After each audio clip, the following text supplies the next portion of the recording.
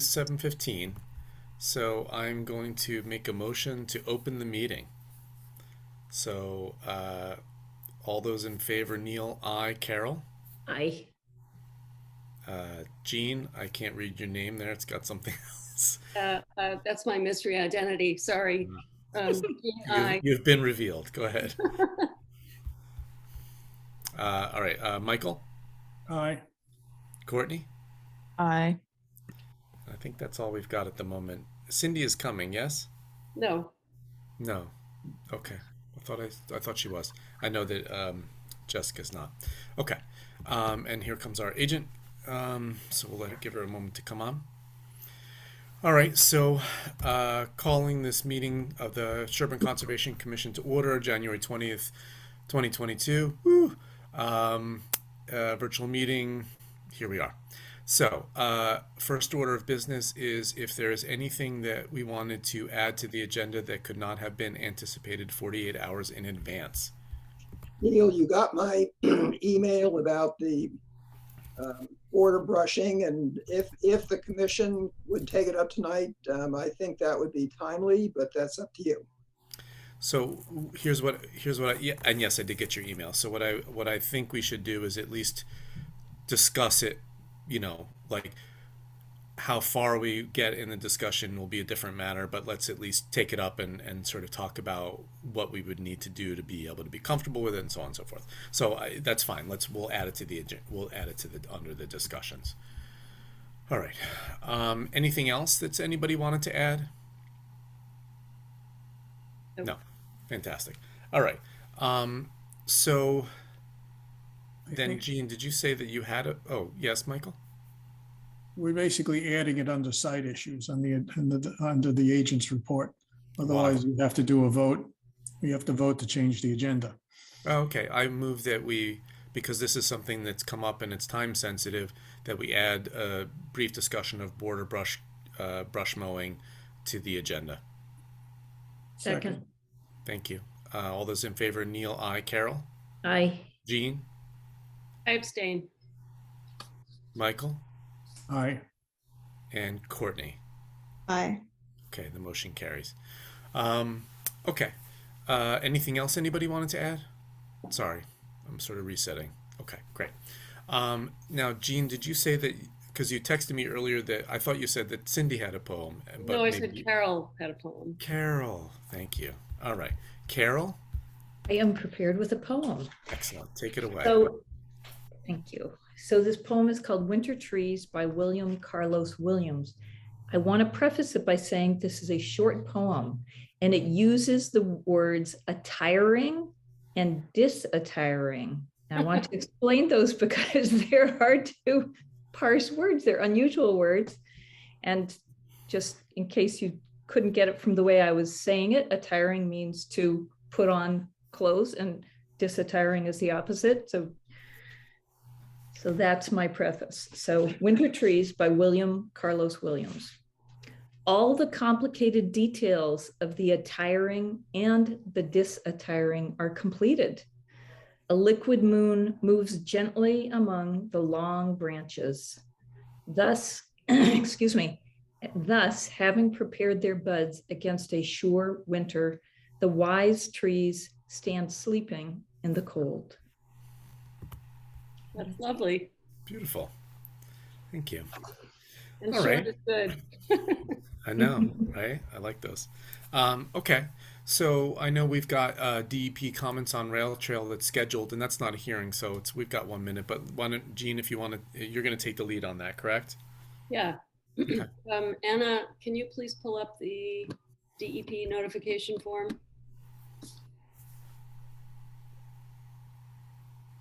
So I wanted to bring to everyone's attention the feedback that we've received from DEP in response to the notice of intent for the rail trail repair. And this is not a comment on the notice of intent itself, but it's really about our procedure. We've been fortunate in the last few weeks that DEP is actually responding to our requests for advice and our questions. That's something new. We've had a couple of rocky years where we would reach out for help and we would hear crickets. So I don't know what has changed at DEP, but now Anna has been reaching out to them for advice, and she's getting replies within 24 hours, which is great. So let's see. So this form that's up on the screen now is, if you could scroll down just a tiny bit so we could see the heading. This is what we typically would get when DEP was giving us a file number in response to a notice of intent. I mean, we're supposed to get these in recent years. We haven't been getting them reliably, but now this one came very promptly after the notice of intent was filed for the rail trail repair. The most important thing, though, to show, and if you could scroll back the other way, usually in addition to giving us the file number, they make comments on the notice of intent, whether or not it was deficient in any way, anything problematic they saw with it. So, so these comments triggered a conversation between Anna and the DEP representative, and that yielded some, I think, some information, a critique really, that the commission should be aware of. So this was put in the Dropbox a couple of days ago. And if you could please show us the email that that I highlighted. So part of her comments had to do with how we proceeded when the rail trail notice of intent was filed. You recall that there was a sense of urgency because we felt it was a hazard, and also because there was concern about the ground freezing. So instead of just waiting for the order of conditions, the commission decided to issue a letter authorizing the work to proceed.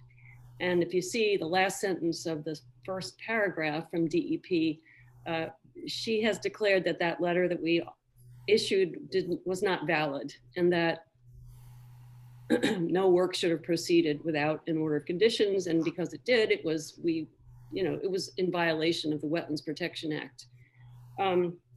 So she went on to say in the second paragraph that something can be deemed an emergency. It has to be made, the declaration has to be made in writing. In the case of the rail trail repair, the likely person to make the declaration would have been the DPW. And once it's declared an emergency, we can issue an emergency certification or an EC, but all the EC authorizes is whatever it would take to abate the emergency. And it even says it on the form. This authorization may not include work beyond that necessary to abate the emergency. So in the case of the rail trail repair, an EC would have authorized something like setting up, what are they called, Jersey barriers, so that pedestrians would not, walk over to the edge and get into a hazardous situation.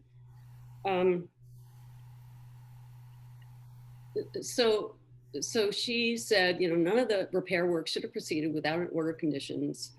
I just want to remind everybody also that right away, it was determined that the culvert was clogged, and it was unclogged once it was noticed. And that after that, there was no chance, there was no risk that the stream was going to overflow the banks. So the likelihood of more damage to the trail was very small.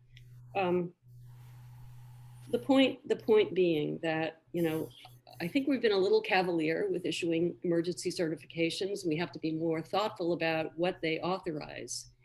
And I believe she actually said to Anna that it's not saying that the ground is going to freeze and we can't do the repair. We won't be able to do the repair. After the ground freezes, it's not a valid reason for going ahead with the repair until the order of conditions is issued. So, that's the point I wanted to bring across to the commission. And if anybody wants to ask questions or comment on that, this would be the time. So procedurally, sorry, Carol, I'll recognize you in a second. Just procedurally, then it is the person who is going to be making the application eventually for an NOI that would request or like how does one deem an emergency? You said in this case it would have been DPW. So would they have come to us and said, "Look, this is an emergency." Let's say it wasn't this; it was something actually physically hazardous. Are they the ones in coming and saying, "I want an emergency, sir"? And then do we make the determination whether it is or it isn't? Or Anna, if you want So, to answer that. yeah, oh, I can answer it too. Anna, do you want to? Yeah, I'd like to. Go ahead. Alicia explained to me that we're talking about a health and safety emergency, and that it should be the local government or higher government agency that has the most expertise in this area. And so if it's a septic emergency, it should be the Board of Health. If it's a structural emergency, it should be the DPW. We can do trees, but yeah. Okay. And that it has to be a health and safety emergency. Okay. Carol, did you have a question? Yes, I was curious. The previous document, the things that they asked for was a lot of it had to do with things like the exact square footage. And so I'm wondering how unusual that is, and if we also need to be more cautious about that, because sometimes it does seem like people come to us with applications where they haven't included the actual square footage, especially if it's smaller. So I don't know, Jean or Anna, if you had any thoughts about that aspect of their response. Well, I just first want to say that the questions that were raised on that form, Anna, was in conversation with Alicia from DEP, and she addressed those issues satisfactorily when she wrote the order of conditions. But I believe, yeah, those were oversights. Square footage of actual work that's occurring in a wetland has to be declared. It's asked for on the form. So are you saying that in this particular instance, that stuff was missing from the form? Yeah. Or yes, but Anna worked with Joyce to get all the relevant missing information pulled together. okay. Michael, did you have a question or comment? Yeah.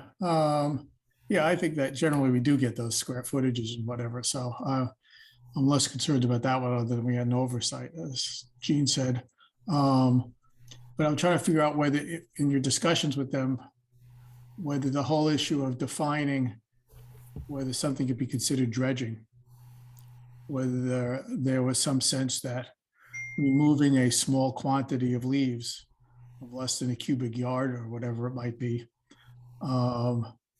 that was there some sort of quantitative sense of what it might be considered as dredging, or whether even if it is dredging, that it's somehow warranted in this case. I understand how we got around that, whether our order was fine in terms of that dredging issue. Anna, do you want to answer? She wanted more details about like how would the people doing the work know how they'd gotten to the bottom of this new eroded sediment and not be over dredging. It wasn't what satisfied her or her on behalf of DEP for the order of conditions was more just details about it's a different color, it's a different shape. They would know when they reached the bottom because they would have taken out all the stuff that looked different. Okay. In this particular case, that was it. Okay, so I see we just have to be a little clear about things. Okay, that makes some sense. Okay. Anybody else have any questions or comments? Okay, great. Thank you, Anna and Jean.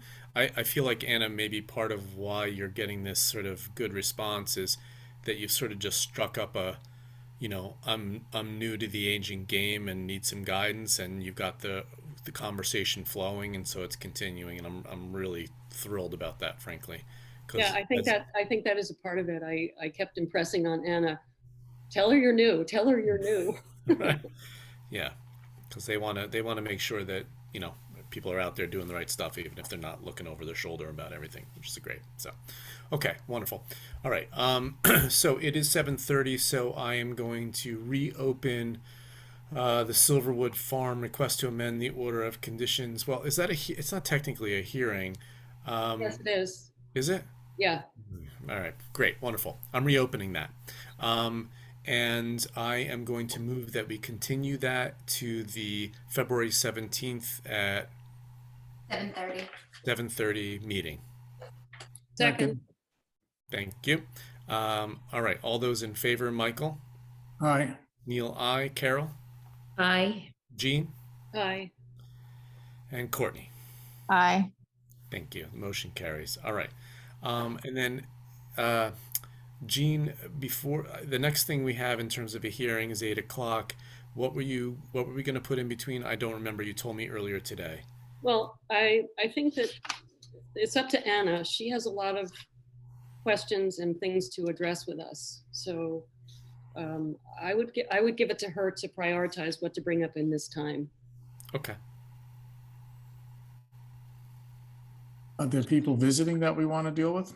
Well, there's the question of the border brushing, which that Kelly raised, which I wouldn't mind dispensing with if we can, because I don't think it's going to be a big long discussion, or at least I That hope sounds not. great as the first thing. Okay. All right. In that case, so I know we have Kelly here. So I think I was just going to give some feedback, if you don't mind, just about what you had written about, because I think for me, in terms of doing this stuff, I think we should be, Kelly, you've been right to sort of press us in a friendly fashion to take advantage of any kinds of mowing that we can get done that doesn't cost anything or doesn't cost a lot. And I think that's good, and we should be looking for those advantages. I think the one thing I feel a little bit rushed about is this, because I don't think we've done, or at least not in my tenure, any sort of winter mowing. And I also think there's just a question of like what does moving piece of machinery over frozen ground do? Does it, because you often get, especially in sort of ground that has a lot of air and all this sort of crystal stuff. So there's, like, in my mind at least, there's a lot of unanswered questions. So I would like to explore whether we can do this or not, but I also think figuring out what we would mow, what can and what areas are sensitive to it or not, I feel like is sort of a part of a larger discussion that I'm happy to have, like, at our next meeting. But I'm feeling like making a decision about it tonight feels a little premature to me. But I would like to ask you, Kelly, and then anybody else who wants to chime in. Yes, just briefly, I completely agree that we are going to have a long conversation with Sean. I see Addie Mae is here and knows all about this machinery. It's a real opportunity for the town. The town meeting authorized the acquisition of this. It means DPW has a much better mower, and those guys did several of our fields in the fall. This is new, you're right. We've never done winter mowing, and that's largely, as I understand it, because Ed Barry doesn't do any mowing in the winter. He does other projects, and he's the one who did all the border brushing in the past. The DPW machine was acquired specifically for the purpose of doing road borders. It sticks out to the side of the rear of the tractor rather than the brush hog that Ed Barry has, which gets towed right behind it, which means that the DPW machine can get closer to the edge because it's not constrained by the width of the tractor. It goes through, Sean emails me 1, 2, 3-inch pieces that might be there, which frequently is the case when timber comes down. We have spent more than 2 years not mowing the wet meadow at the Barber homestead, partly because it's always been wet. Right. And we have a week of constantly sub-freezing temperature coming up. And I think Sean was very much on point that this is a perfect time to get that kind of mowing done. Nothing is growing, of course, so it's not the same kind of mowing. But what we're after with the border brushing isn't grasses coming up. It's the buckthorn, the bittersweet, the stuff is encroaching from the woods. So I think it's a terrific opportunity. I think we ought to say yes for this specific purpose, and then line up a time when we can review with him all the other kinds of work we've got and see what fits. Okay. Do other commission members or frankly anybody have any comments? I'm not prepared to say yes. I have a ton of questions. I need to do field visits with Sean and show him specifically the areas that are sensitive and talk about, well, actually, explain to him that we aren't clear on what the impact would be of his multiple 1,000-pound machine on what's frozen, but what is actually wetland. So yeah, I'm not ready to say yes to this. Okay. I need more information. Okay. Michael? I guess I'd like to say, since there is this cold weather stretch, I'd like to figure out what the questions are and how we're going to get answers to them if we're going to delay this, as well as whether we use this period to do a test to see what it looks like, because I'm not sure how some of our questions are going to get answered without actually trying something out, and whether Sean's willing to, whether we can agree on an area that we can move ahead on in this cold stretch here, and have some commissioners as well as Anna witness it, so we could see how it goes and be able to even stop it if it's somehow seeming to, but I don't know what, I mean, maybe Sean can comment, but maybe it's only when we pick certain sites that might be more better frozen, and therefore it's not going to be a problem, or whether some sites might be a problem to do it no matter how cold it is. But I would like to see, I'd be game to go ahead with even tonight, of setting out an experiment that we embark on, that so we can have some answers to the questions, as opposed to, besides what are we going to do in the abstract discussing it here. Okay. Kelly and then Carol. Just the only two spots that I think are wetland sensitive would be the wet meadow and the southern border, the southern end of the south field. Every other border that I can think of is not wet and should be perfectly appropriate for mowing down. So we could do some of it now, and if we want to be conservative about some of the wet areas, but okay, I'll let others talk before we see if we can move. Carol? Yeah, I think I would be conservative about the wet areas, because we wouldn't, if there was compaction, it might be very hard for us to see that. I think it would be better to see if we can do some research into what kind of equipment is safe to put over wet areas.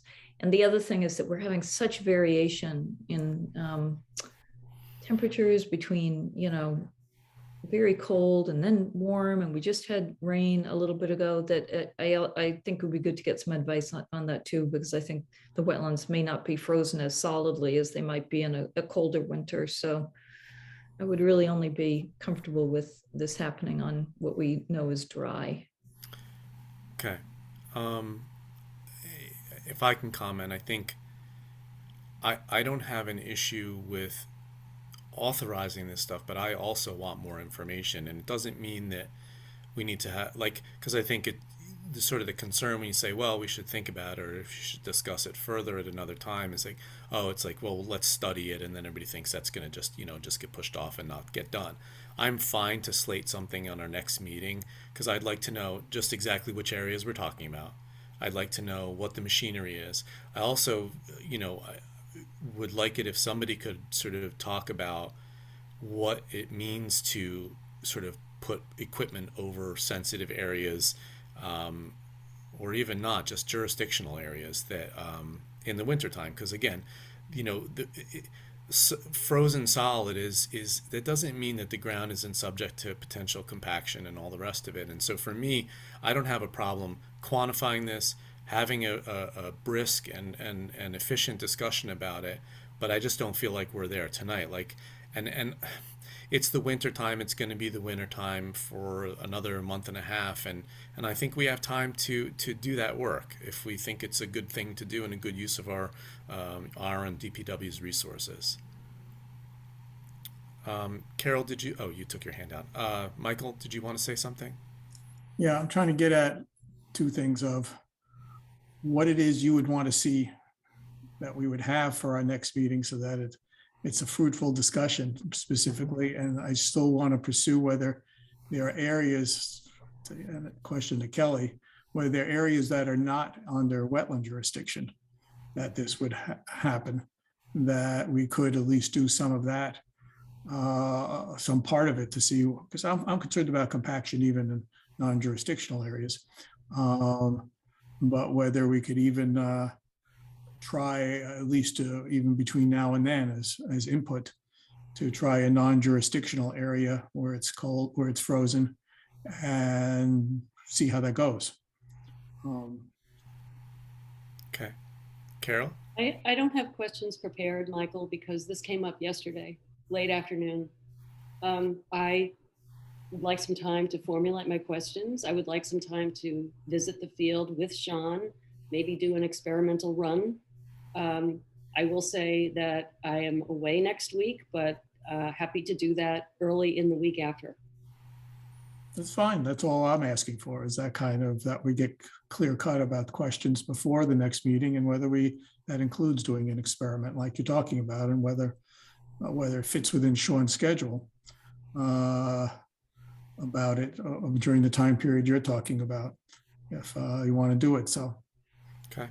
Carol, you raised your hand again.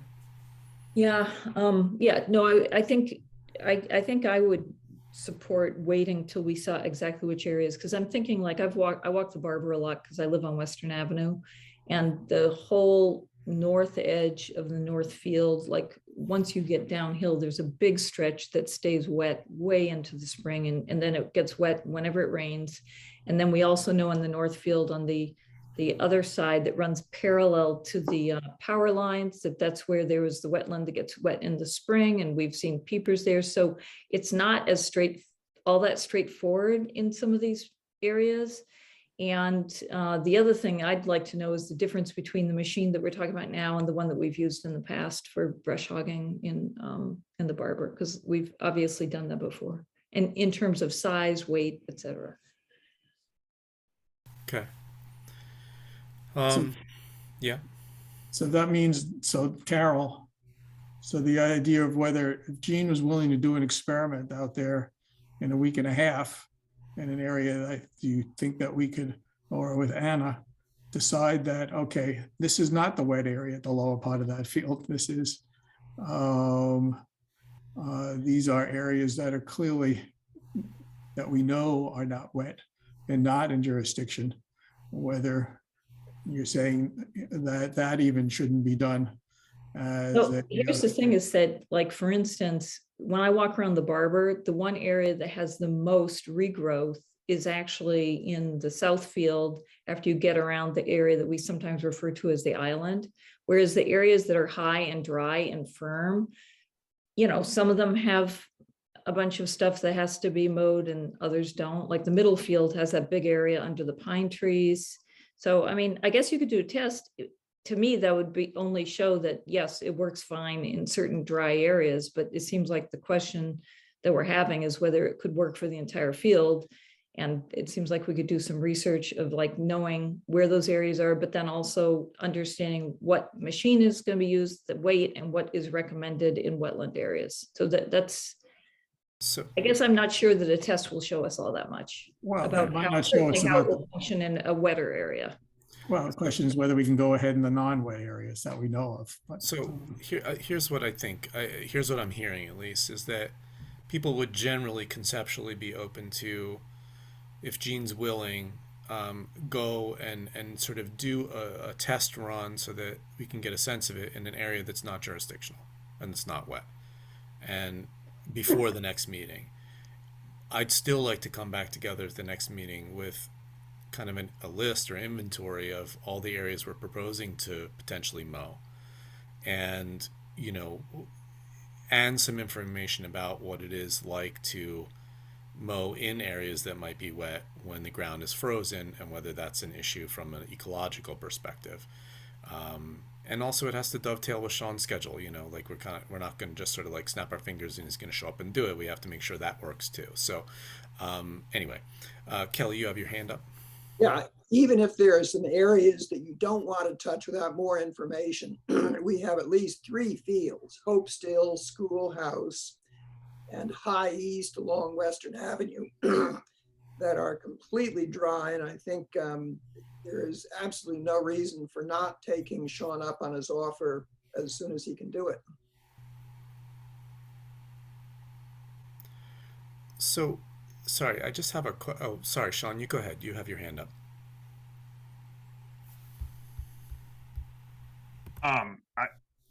I thought you guys already had fields in mind, and I think Kelly does. This isn't a tractor I want to take in the wetlands either, because I don't really want to have to get a wrecker out there to get it out. That wasn't really where we were headed for it. So it's making me as nervous as you. The thing likes high and dry ground. I thought there was some fields where you were losing the edges, and I think there is. Certainly, this isn't the machine. We do have some other machines. That's not really what I was heading for in the winter. But I think Kelly or even Gene or anyone that wants to go look at some fields, I think you'll find. I mean, we went out on the soccer fields at Fessenden the other day because there was a tree down on the field. So now's the only time. And if anyone knows Fessenden, you know, if we don't get it now, we won't get it till July, if there's a drought.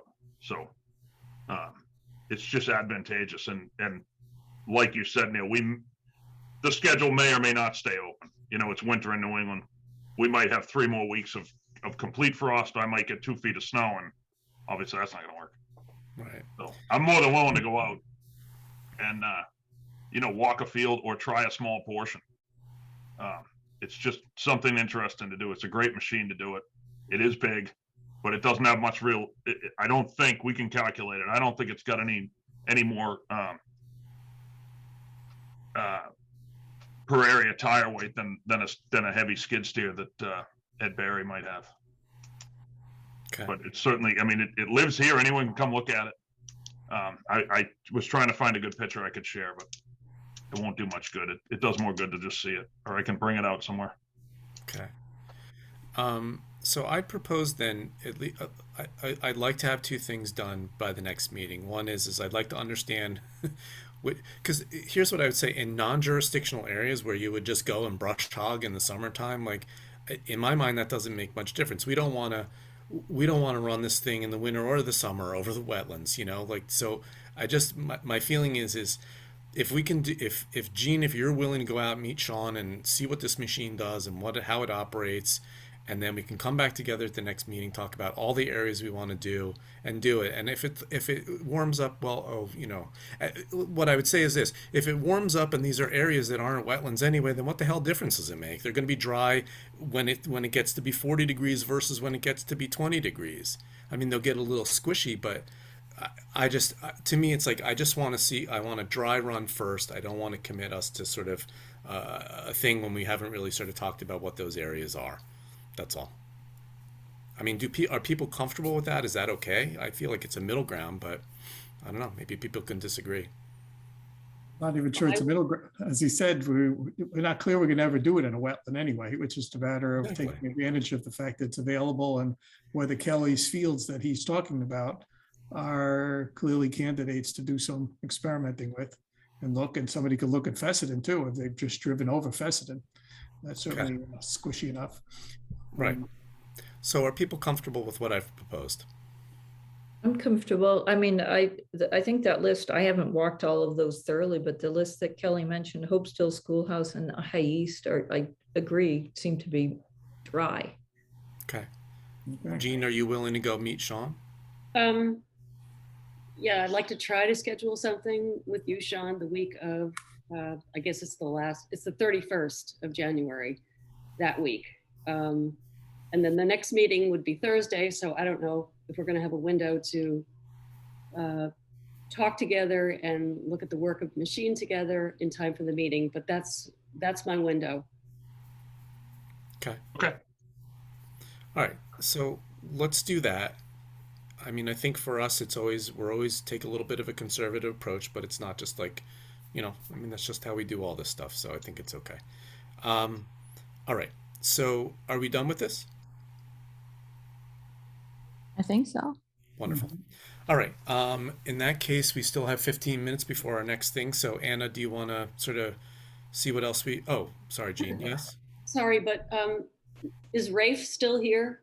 He is. Yes, because Rafe is probably here to hear if we have anything to say about the snow dog. So if people looked in the Dropbox, Anna sent her comments about observing the snow dog and a video. And I don't foresee this discussion as being a point where we make a decision, but just to have Anna present her observations. And I think we can clearly do that before 8 o'clock. Okay. The other thing I want to ask you about, for sort of point of order of things, is that I see people here that I can't tell if I see Mike Flanagan, I see Janet, I saw Matt or somebody here, whether they were here for the Silverwood issue, because I know they border on that area. So, and whether to make it clear as to what we just did and what will come up and not come up. Thank you for bringing that up. Is anybody here to talk about the Silverwood agenda item?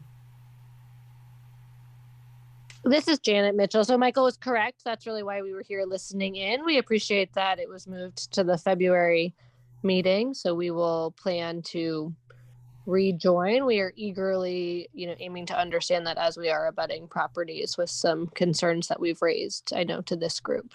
Sure. And the reason that we're sort of postponing it is because there's as everybody knows, the town has commissioned a consultant to produce a report about the overall situation, and we're waiting for that to be finalized. And once that is, it'll come back up. Yes, understood. We are also waiting for that report as we've been requesting copies. Okay. Thank Great. you. I appreciate the explanation. Sure. Thank you. All right. Thank you, Michael. Would it be okay if I share the video at this point, or? Sure. Okay.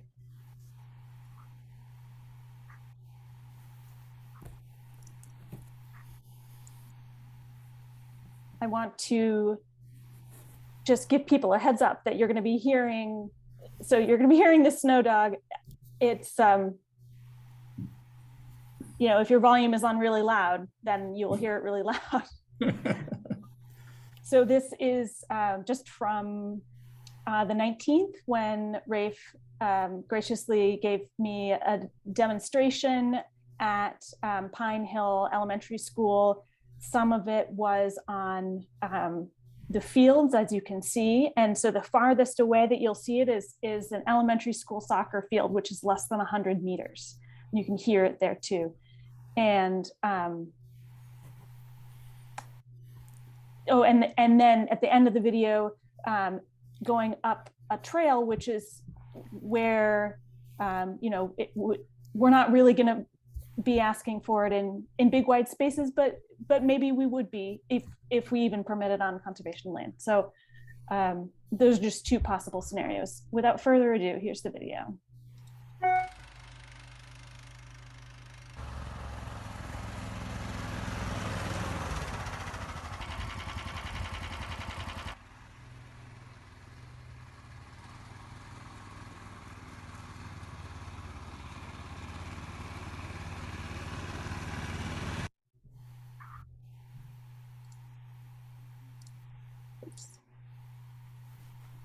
So I'll stop sharing. You don't need to see my impressions. Oh, we do. Oh, you do want to see them? Okay, sure. We want to hear them, see them.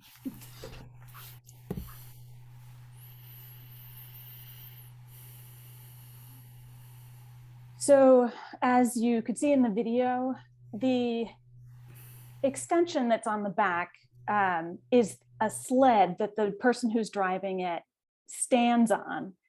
And this was just one of 2 extensions that the SFTA has bought.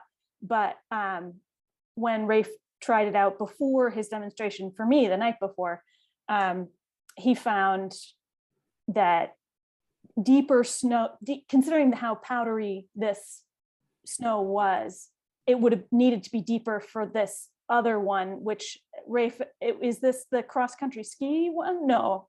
Which one was the one you didn't use? Yeah, it's really like just a trail groomer. More, it would be more for mountain bikes. They do make a groomer for cross-country ski trails that sort of does, you know, like the 2 tracks that the 2 skis would make, which is really nice for cross-country skiing. But we haven't purchased that yet. We're going to kind of wait and see. Okay, thanks. So the one that's in the video is this standard sled. It's about 3 feet, 2.5, 3 feet wide, and it packs the snow down as it goes. So any trails that you saw in the picture is just the sled packing down the snow, and it can be used for people riding fat bikes, which if you're not familiar with fat bikes, it's just they have these really fat tires, and so they can go over more terrain. But I brought my snowshoes out, and I had found the powdery snow not so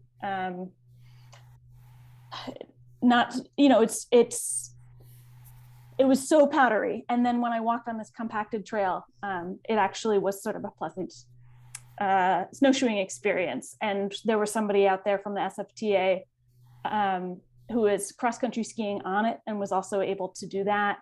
And then Rafe said that he heard from people throughout the day that they were doing this practice grooming who were walking on it, who had positive feedback about it. And the driver can use an app that the SFTA is already using that just, is in your pocket on your phone, and will map which trails you can just map where you're going and then post it to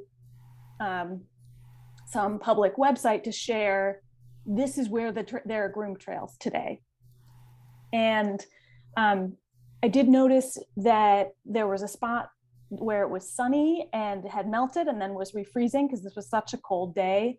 And so one thing to keep in mind is, like any packed trail, compared to virgin snow, it will get more icy when it melts and refreezes than just snow that nobody has walked on. And I don't know how well you could hear it in this screen share, but you should be able to hear if you play the video on your own that people can hear it from, we were listening to it from about 100 yards away. I would say you could hear it from farther away than that. It's pretty quiet from farther away than that, but people who were walking along or doing some sort of other recreation like cross-country skiing or snowshoeing would have at least 100 yards of it coming. And when it's doing grooming, it goes about 5 miles an hour. So when 100 yards at 5 miles an hour, and as you can see from the video, the driver is not going to be startled by people in front of the driver. It's absolutely the driver's responsibility, of course, to make sure that they don't come up too fast on people if turning a blind corner or something like that.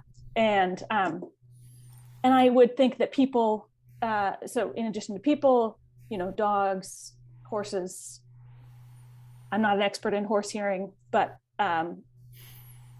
so maybe I'll defer on that one, but I would think that a dog could hear it certainly from a few hundred yards away. And I said about 5 miles an hour. And then we had at least 6 inches of fluffy snow. So that worked, but a little less would be needed of snow cover if it was really heavier snow for this to work and not be going to the ground. And we certainly don't want soil compaction, but this does not even, the SFTA would not use it if it were going to the ground, if we're clearing to the ground, because that's not the point. The point is to pack down a nice little layer. So those were my observations that I wanted to share. Let's do this. Before we take that up, we've got to continue, open and continue our 84, 86 Coolidge Street. That's just an open and continuation, correct? Okay, That's right. So let's do that. So I'm reopening the hearing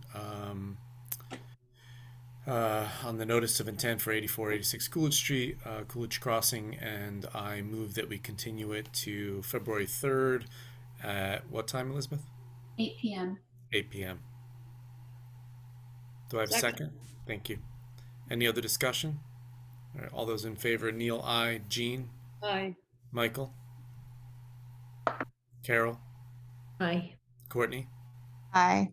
Thank you. Motion carries. We've got about 5 more minutes before we talk about the rail trail construction on Whitney Farm. So Anna just finished with what she had to say. Yeah, so if people had comments or feedback on that, or I mean, we can talk a little bit. I suppose we could talk more about it later, but yeah. I'm appreciative that Anna went out there and made the observations and took a video. I don't feel that this is an urgent matter for us to make a decision on. And, you know, I guess what I would like to see is another snowfall and another use of the rail trail, either that some of us could come and witness, or Not rail trail. I'm sorry, Snow Dog, that we could go to right after the work had been done. I don't think we're in a position to, I don't think we should try to bring this to a decision because we didn't invite all the interested parties to come. Right. I have a question, and then maybe Rafe knows the answer to this. In terms of, for SFTA, like how many miles of just trails in town? I'm curious, for conservation land, what percentage of sort of the overall trails that you maintain are on conservation land? If I had to take a guess, I'd say about half. Okay. Okay. But I don't know if I could get you a more precise answer if you needed one. But you know, and there's a lot of trails that we ride regularly, and then there's some that we ride a lot less frequently. So sort of, you know, of the loop that's most used, it's about 17 miles, which probably includes a couple, 3 miles of road to sort of do one nice loop around town. And I think about half of it is.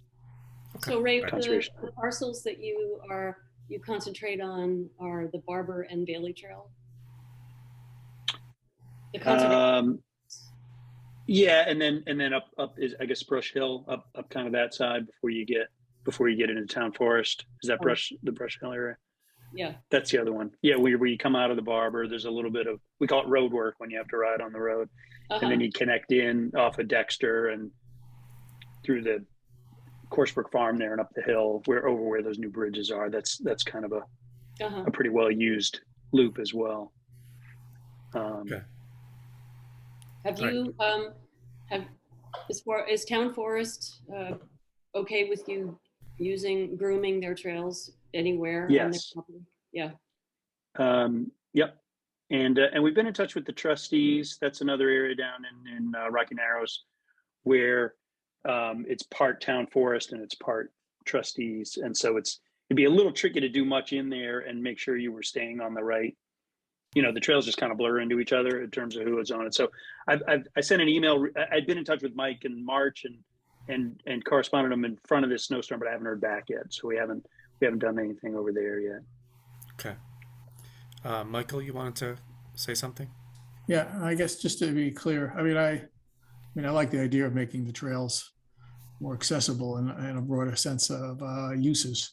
And if it does get icy, people could just walk around in the old snow, in the snow itself. But but if it, so what's, I just want to be clear what's before us as a commission is whether we're just trying to figure out whether we just give some sort of carte blanche saying whenever there's a snowfall or maybe some depth or something, that if they feel like doing the trail grooming, that they can just do it without coming to us. I'm just trying to figure out what it is we might even be. Part of what thinking is about. up to the commission is whether this, which is a motorized vehicle, is even allowed on conservation property, since there's a rule that there's no motorized vehicles on conservation property. So that's the at the heart of it. Or we could bound, or whether we're defining it as a trail grooming thing as opposed to motorized recreational use. Right. Basically, whether we would define it as a trail grooming process, but not for just what we wouldn't allow it for recreation. Right. And all I would say is this, and I think the reason why this isn't just like, oh yeah, it's a great idea, is because, like, in my mind, and that's why I think getting stakeholders together, interested in people that use conservation land for a variety of purposes, is to me something that loud that you can hear 100 miles and 100 yards away moving 5 miles an hour over trail is going to make noise for quite some time. And so if people are out sort of in the snow hoping for peaceful recreation, they may not take it as such. And it doesn't mean that you might not want to incur the cost of the noise to get this kind of an improvement for the trails, but that's the part, to me, the heart of it is that, it's like, because I think you could make the exception that it's not a motorized vehicle like an ATV or a snowmobile. It's for a maintenance purpose, and so we would sort of probably figure out a way to work that. But I think for me, it's a question of whether or not it sort of disrupts the passive recreation use that is part of, so it's sort of what's baked into conservation land. So I agree with that. The issue of the noise. The question is, how do we, in terms of a next step, how do we get to that larger set of stakeholders so that we can get more input and feel comfortable reacting to that? How do we do this? I think that since it's 8:07 and I don't want to leave, Sean is here specifically for this unauthorized construction of the rail trail thing. What I think makes sense is for us to kind of maybe offline, we can come up with a list of people that we think would be interested in the topic, post it as a discussion with a specific time set against it. It could go on one of our February meetings and we can just do it. We take it up again. Yeah, I just want to say I'm getting really rather exhausted with so much of our business being considered urgent, and the people who are making the determination that something is urgent are not the people that are actually doing the work of the Conservation Commission. So that's all I'm going to say. Not a criticism of any individual, but I think urgency is not the way to look at everything. Okay. I hope you don't take anything I said as urgent. I just want to be clear what the process is, so that we get somewhere. So don't misconstrue what I might be pushing for. Yeah, well, I mean, I think that's why she's saying it's not any individual thing. It's just the sense of, oh my God, we have an opportunity. We got to decide. And so, and it's not you or anybody else. It's just that often is the approach. So, okay. So why don't we do this? Why don't we take it offline, come up with a list of people, and then let's figure out which agenda we can get it on in the next 2 meetings. Fortunately, there's no snow right now, so a snow dog isn't terribly urgent. There we go. Okay. All right. So let's go. Let's open up our discussion for this the construction of the rail trail. So and I see, yes, Sean, you're still there. Are you available to talk? No. All right. Yes, There you are. of course I am. All right. Fantastic. So just to give a little bit of background and why we've asked you to come is, so obviously we had the rail trail and we had the repair, but this is really a separate issue. I don't know how long ago it was, but Gino had come to Elizabeth asking what would be needed to construct the rail trail through some jurisdictional areas. And this is some months ago, I think the end of last year. And then it turns out that I think he came back a couple weeks later and said, well, the work already got done, and so we want to figure out how to do an NOI after the fact.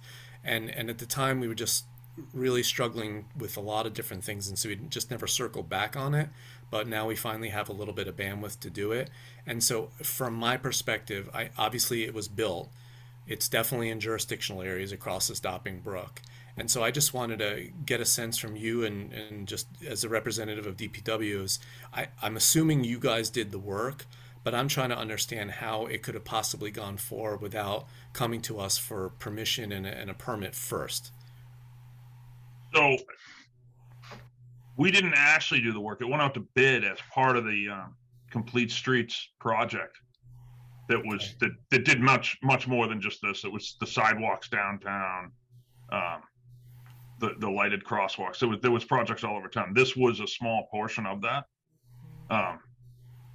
And what I was led to believe at the time, obviously isn't totally factual, is that there was an existing order of conditions as part of the Whitney Farms. I believe it's Whitney Farms, correct? Yep. Right. The complex, that long predates me, that included the trail, and I guess what I realize now was the trail as it goes through the field, and along the rail, and then not necessarily out on the rail, which is actually a very small portion of it.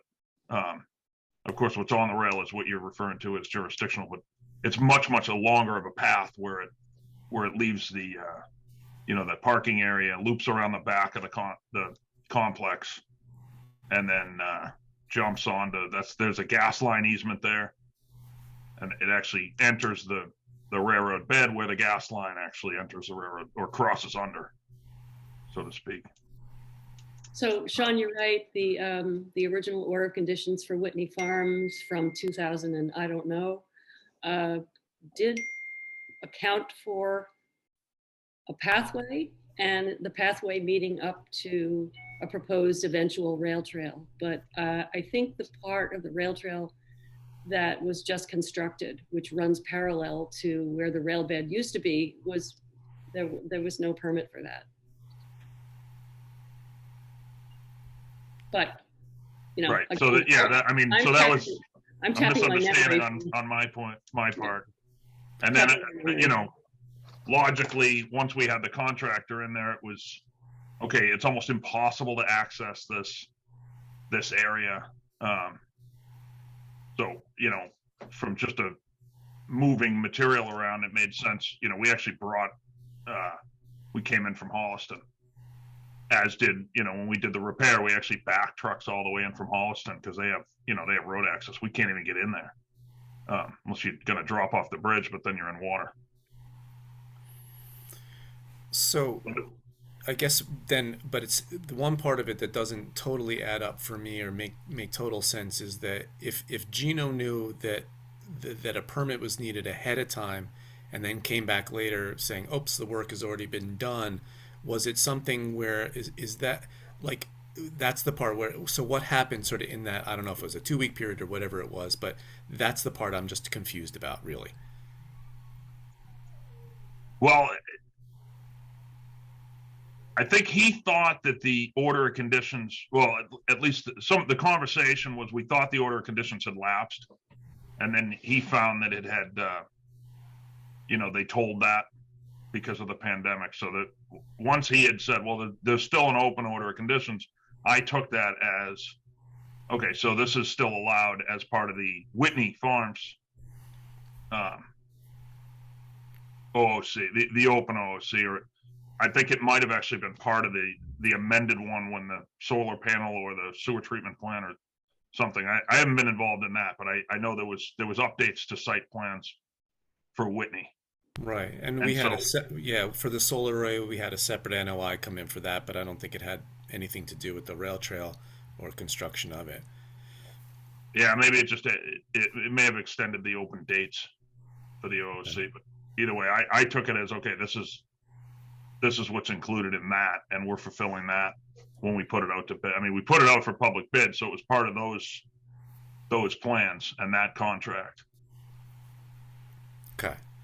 So I think, I mean, it's, I think I can say this in retrospect that like if there's a question that you have, especially with something where you're sort of in jurisdictional area, it's you can always reach out to us. We just didn't really know that it was going to happen, and so we wouldn't, otherwise we would have reached out to you before it happened and said, oh wait, we need to do it this way.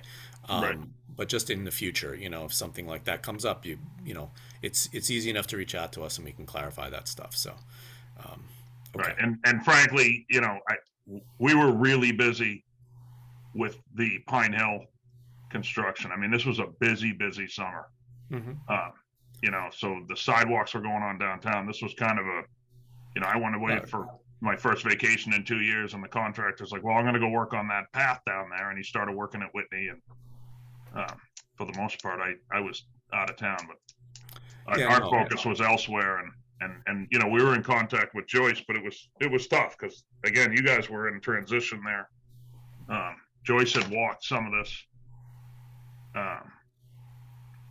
not this portion of it, but the easement and everything else. We'd worked a long time with GLM and Green International, which was the engineers on record for the complete streets on the actual easement for this trail, not on the rail, but on the, you know, the portion that's owned by Whitney. Right. Okay. Well, look, I understand you guys are banging all the time and sometimes more than others. And the only thing I would just say is that, you know, unfortunately, like it's a permitting thing. We require all of our residents to do it. And I feel like as, you know, sort of different town bodies, we got to stick to it. And just so that we're making sure we're protecting the jurisdictional areas that we're obligated to protect and so on. So, right. Okay. Do other members of the commission or anybody have any questions about just sort of how this kind of came about? Because I think after that, I'd like to move to just sort of talking about what we should do now. Sean, I was just wondering in general, you said the work was contracted out, but so in that instance, what is your role in work that's contracted out? Do you supervise it?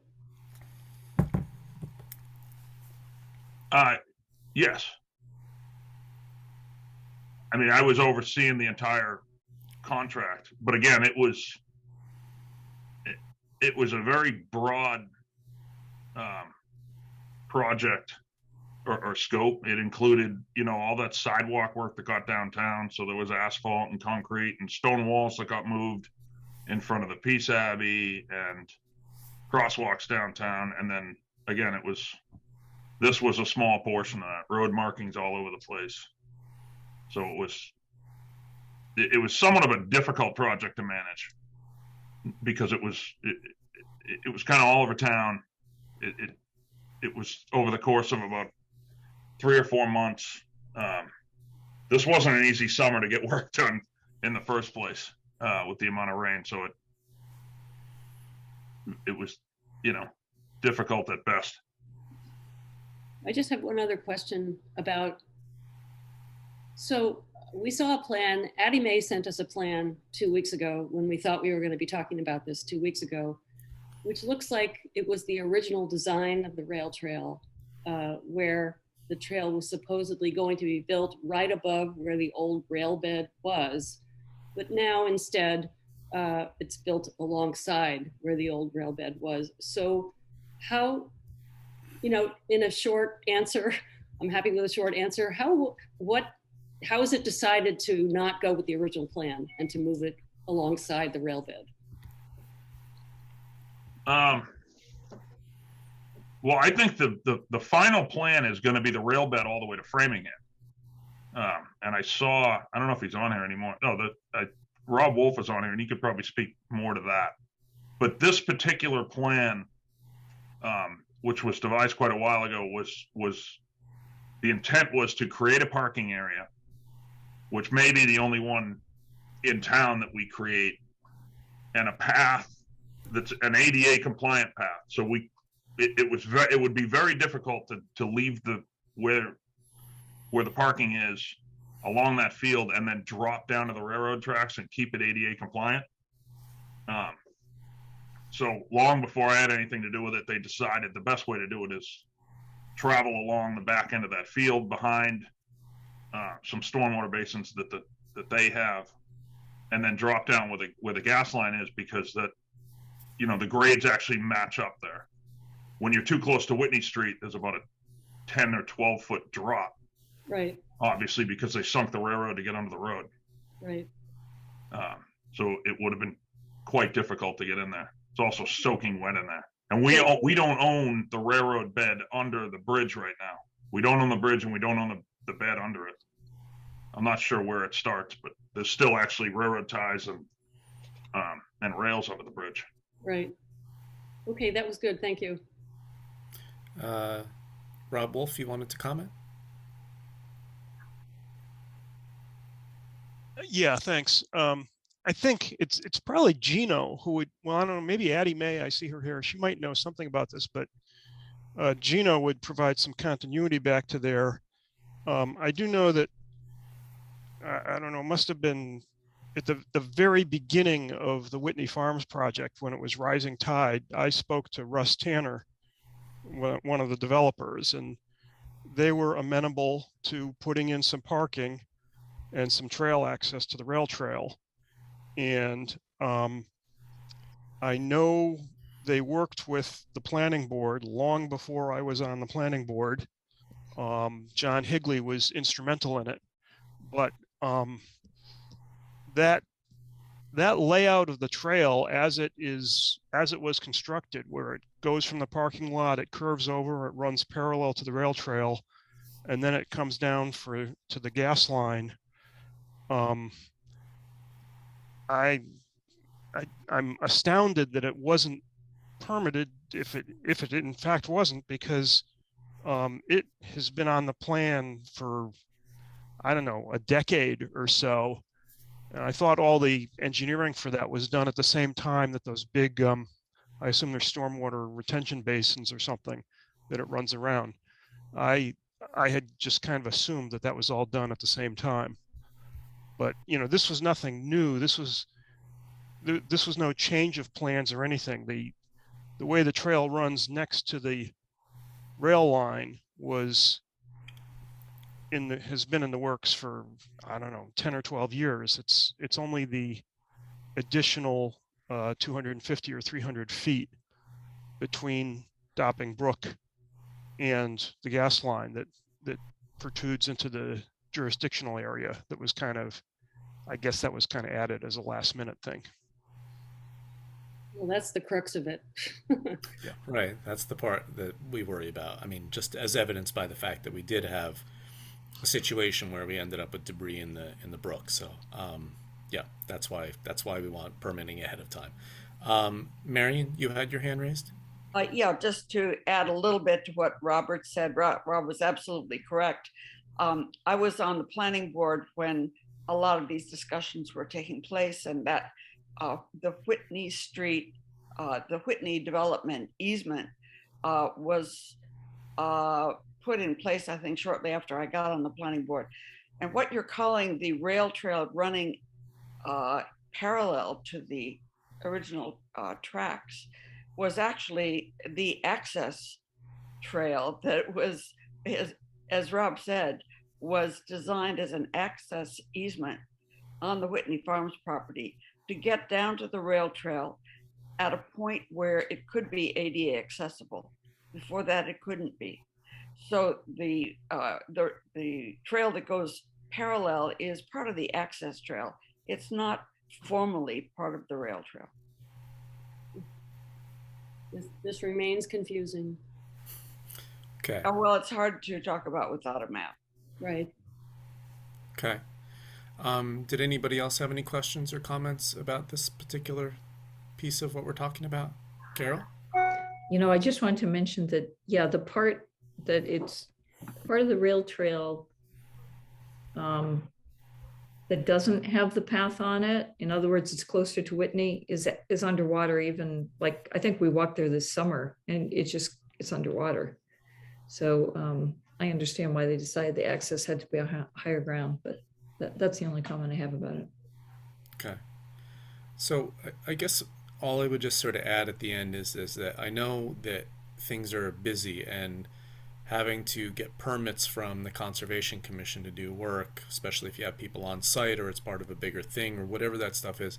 I really have a lot of understanding and respect for the fact that DPW gets busy and everything else, but this is something that we feel like we don't want to have to chase town bodies around about things that, like, it's going up against the brook. Like, that's a clear, even if you're not sure if it's part of an old permit, because I would imagine that even if that section of it was written into an old order, it would probably be something where what you would end up doing is coming, well, when you go to construct this part of it, you got to come back for a permit because we got to make sure that we don't have sedimentation or any of these erosion controls, all that. So I would just say, for my perspective, is any kind of thing where it's an open question, we really try hard to work with everybody to make sure that, you know, that our jurisdictions are protected like we're regulatorily obligated to do.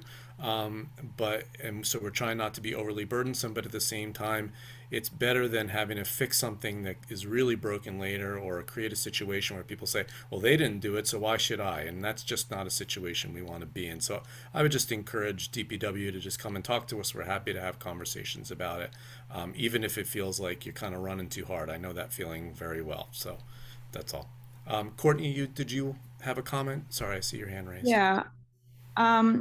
I just think it's important to, keep in mind that, if everyone was here for the previous discussion about DEP's feedback to us about the repair of the rail trail and the comments that they had, that, I think sometimes we forget that the Conservation Commission is a regulatory body, and we are acting on behalf of DEP, and it's not just a bunch of, local, regulations. We're making a lot of paperwork. Like, if we don't do things right, there are consequences. It's not just us being a pain in the butt and being obstructionist. Like, we try to do things right so that we don't have the DEP coming down on us for any kind of mistakes.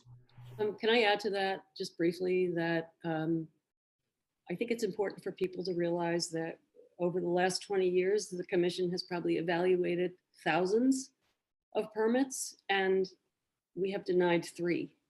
So there should not be a fear of applying for permission, because we're not in the business of denying projects. Yep. Okay. So Sean, does that make sense? I mean, you hear what we're saying. Completely. I do want to make sure we keep it very clear that the repair to the rail trail had very little to do with the construction of the rail trail. The construction of the rail trail did not cause that flood. 7 inches of rain overnight caused that flood, and a clogged culvert that was not the DPW's fault. Right. So I hear everything you're saying about the permit, but I want to make sure that everyone listening doesn't think that the DPW caused that flood, because we are aware of that. Okay. Yep. All right. So now comes the part where I think what we'll need to do, and I can get input from the commission and Anna as well. I mean, I think we'll need to do an after the fact NOI, because it is work in jurisdiction and it should have happened, but at least we can kind of come in after the fact and just understand exactly what was done, and if there's anything that's missing from that process, or anything needs to be adjusted to what was done so that it's sort of compliant in terms of protecting our jurisdiction. I think that's where we need to go. Does that seem like a reasonable approach to everybody? It does, and if I could, excuse me, comment that there is more about this situation, not this particular situation, but this type of situation in the Dropbox advice from DEP, which is if work proceeds without a permit, you have 2 different avenues to go. If the work would have been approved, then ask for an after the fact notice of intent. If the work would not have been approved, then treat it as a violation. This is not, the second situation. This is what we are expected to do, is get an after the fact notice of intent. Okay. All right. So do we need to set any kind of timeline on it? I mean, it'd be nice to have something in our hands in a reasonable period of time. I don't know if people have any particular timeline that they think is reasonable. I mean, it would be something we would ask of whoever it is that's going to draft the notice of intent. So I guess, sure. Sean, or I don't know if you're going to work with Addie on this, or if you're going to pull somebody else into the process, but what do you think in terms of being able to produce an NOI for this? I'm going to kick that question to Joyce Hastings, who was nice enough to join us. Okay.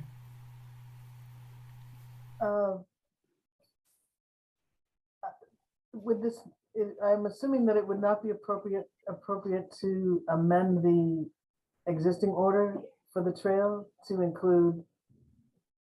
No. Okay. I'm sorry, I'm shaking my own. As one commission member, I'm shaking my head, but other people can weigh in. I think it's a separate thing. Okay.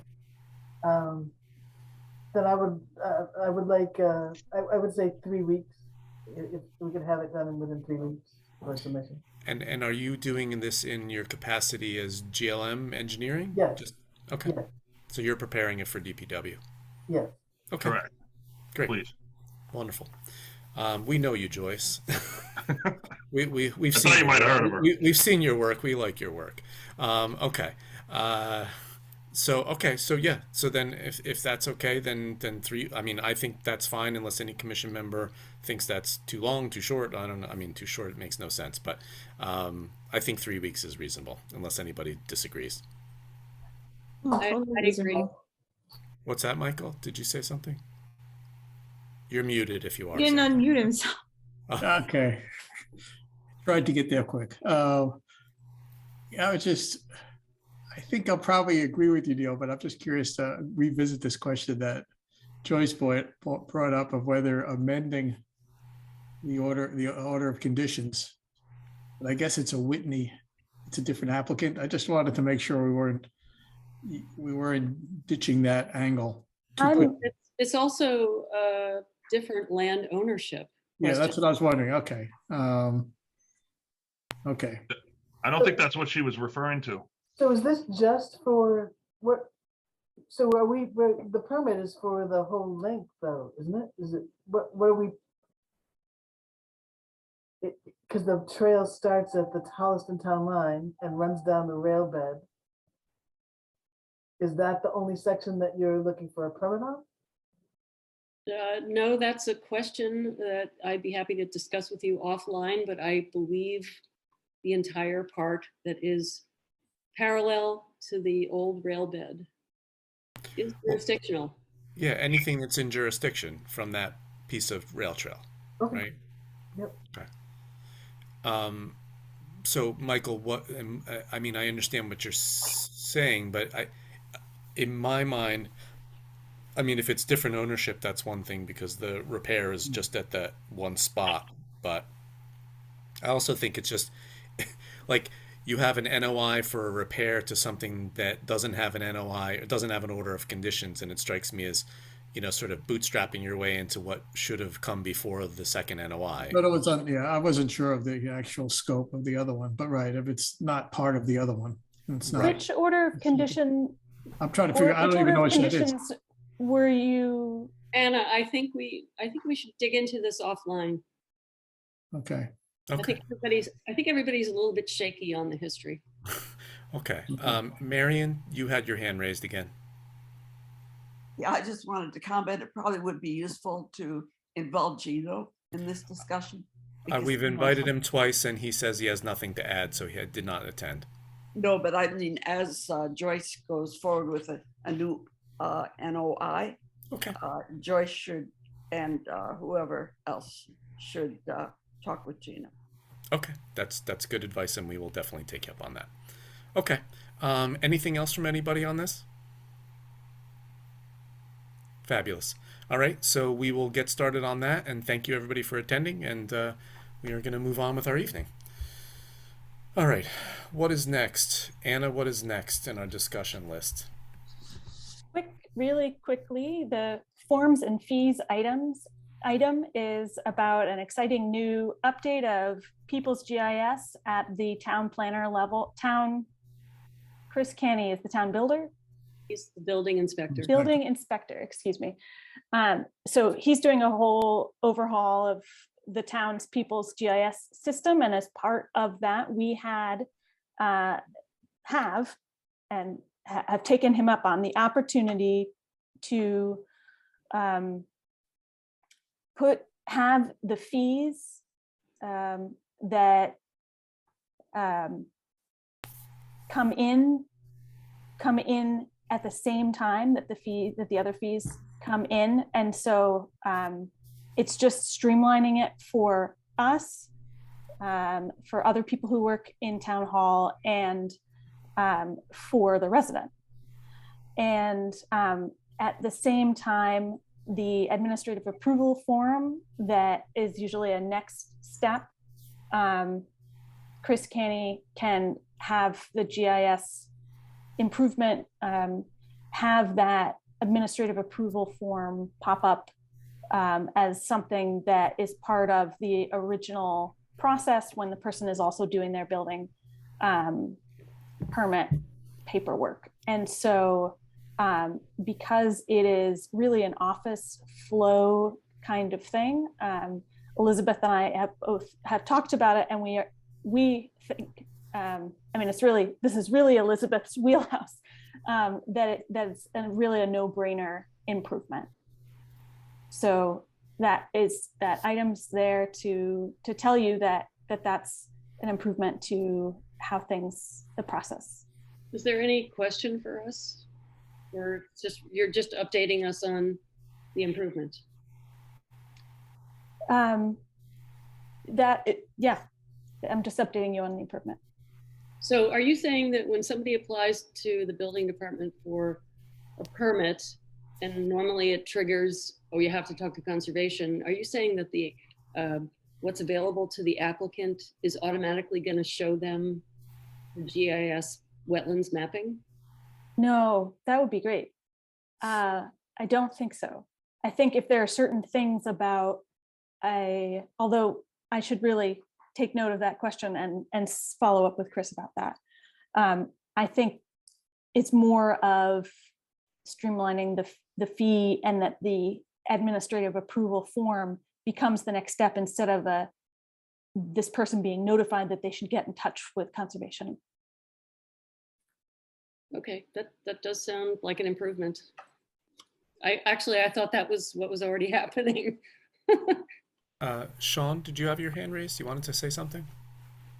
I do. Slightly to an answer to that last question. And certainly not as good as I've seen some other towns have maps. Natick can show you, you can pull a permit and they'll pretty much, they have all the flags, but they probably don't flag them as accurately. But our maps in People's GIS, remember, this is the same system DPW's had for quite a few years with the stormwater. We do have you can pull in the DEP layers into our maps. So anyone that wants access to that, they can gain access into those maps. And then the town base map is laid into a GIS map, and you can pull any of the DEP layers into it and at least get those. I mean, it's not the same as a wetlands flag, but it's the DEP maps and their layers. That's interesting. If that's helpful. That would never help you in a permitting situation, but it at least gets you close so you can see it before then. Great. Thank you. Thank you. All right. What else?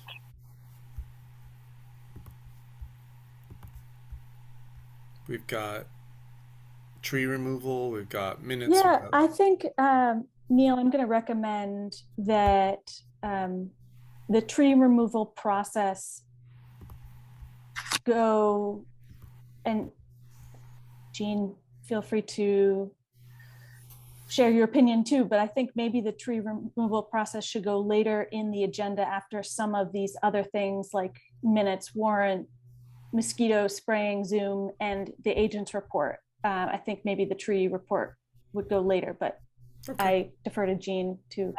That's fine. I'm fine with Okay. that. All right. What else then? So do we have minutes to review? We have 4 sets of minutes. Boo. I mean, yay. Two of All them, right. 2 of them are very easy. Wonderful. Let's get to it. Can I ask a question to Elizabeth and maybe Anna? In terms of the way it used to be that I think one could edit the files right inside, like when I reviewed minutes about a week ago, I was able to just review and do edits right in the file with suggestions. Now, when I go in and look at it, I no longer can do anything. It's Word, it's asking me to sign in. Did something change that hopefully we could change back, because it made it easy to just sort of do the equivalent of suggestions, and so that everybody could just see it and everybody could do their own changes and anybody could see what anybody else did. But We now can change it back. I sent it to you as edit only because I thought your email back to me was that we were going to get into a quorum issue if everyone was editing the minutes. oh, then you misunderstood my point. Yeah, I misunderstood what you were saying. Yeah. So I'll put you back for the next time. Yeah, because otherwise you can't see what anybody did. And I guess maybe whether we do have an issue of once 2 people have done it, then maybe that nobody else can do it. Not that we have that many people. It's usually just you and Cindy. Yeah, so therefore, yeah, change it back is right. I couldn't figure out what changed. Okay. Fine. I mean, so right now we can't just do it like we did it last meeting, where we just did it in the middle of the, I guess we could still do it that way. Like I can't, like if I open up the set of minutes like I did last time, I can't make changes as people suggested. You can send it real quickly again. Yeah, no, I mean, Okay. I could just show you one of them on the screen on my computer if we want to just do at least the most complex one, which is November 4th. Can I just make a comment here? I think since Cindy isn't here, Michael, I can't speak for the other members, but I have not had time to review the minutes. So I was prepared to, what I saw when I looked at them this afternoon, I thought that those were all changes that you had recommended. And I was prepared to say, you know, I approve the minutes per the changes that have been recommended. I think you're the only person that's weighed in on them. Yeah, I've weighed in on the 11-4 and the 12-16.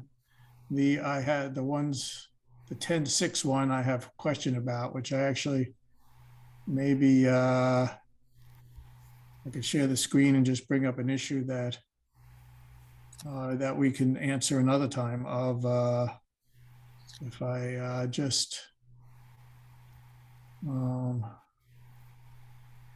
this is the one where we did the interviews. Right, I wrote these. Okay, the question is, didn't we have a set of questions that we were working from? Even though we were just going to attach?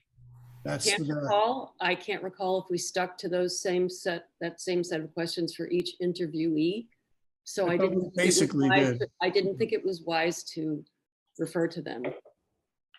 Well, I just thought it was just a little strange to just say, among other things, why we just brought up. I actually added way more than I thought was necessary. No, I would have just, I don't see why to do it. I mean, whether just, if you could see my cursor, that it just seemed a little strange to me to just only note this one question out of many. That's because that's what my notes reflected. Okay. And you didn't want to include the list of questions? I didn't have them. I didn't have them. And I can't recall whether we used them for both interviews. I thought we did because it was part of the procedural matter of that's the way we're supposed to do the interview and whether to just cross out those. I believe we got advice from David Williams that we did not have to adhere to the same list of questions for every interviewee. That is true. Oh, okay. I didn't recall that. So Yeah, I mean, Um, I, if you with want the to other, add to this, if you want to add to these minutes, go for it. But I did my part. That's what I got in my notes. um, Well, yeah, I I guess, mean, I don't guess it's, what were you gonna say, Neil? Sorry. no, I was just gonna say just more generally. I mean, I almost think of these minutes for these interviews as being kind of, we do them as a meeting because it's all the commission, but it's, this is not, I mean, as public record of what is, I don't, I mean, I just don't see the worth of really getting into the nitty gritty details of it. That's all. But No, I'm not proposing that. okay, It was just a matter of the sort of okay, unevenness of detail, but I could live with this. okay. Assuming that check I edits. hear a motion. I assume this is somebody did the check edits, but fine. Okay, I move we accept these minutes as currently constructed. Talking about, are you making a motion for everything at once or just the October 6th? Well, that's the one I thought we were looking at. Was Okay, October sure. 6th. Okay. Yep. Just date it. Okay. Thank you. Second. Any other discussion? All right, all those in favor, Neil, aye. Jean, Bye. Michael, Aye. Carol, I, Courtney. Aye. The motion carries. What other minutes do we have? I guess we can,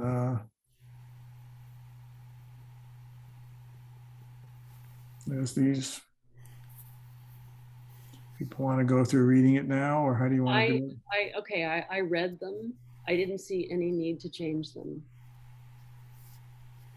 Okay, Carol and Courtney, what are you thinking? I hate to admit this, but I did not read it beforehand, so.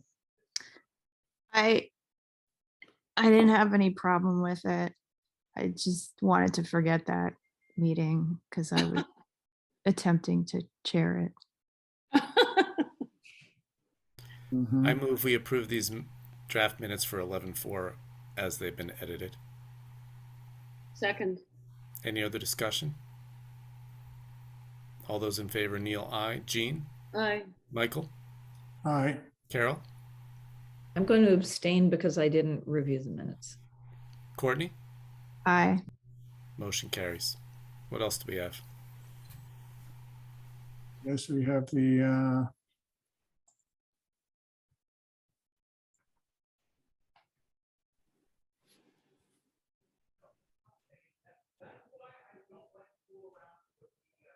okay. I guess I read it, Cindy's read it. I have no idea what Cindy's edits were. Oh, yeah. Except I have a question here. I saw your question. I don't understand what your confusion is about it. Mr. Jakowski requested that his path to the beach not be obstructed or used to store boats. That's what he said. His path is in our jurisdiction.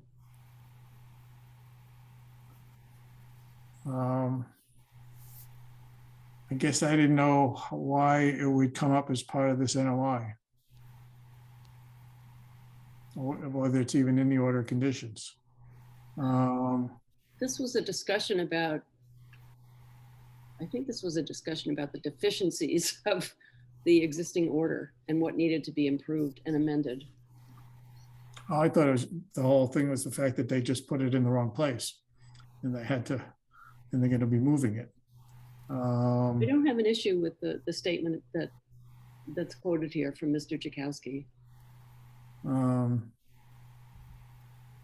This path to the beach.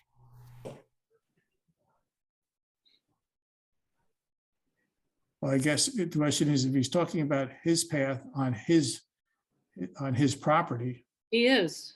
then I don't even know why it would come up. Just doesn't make any sense, but okay.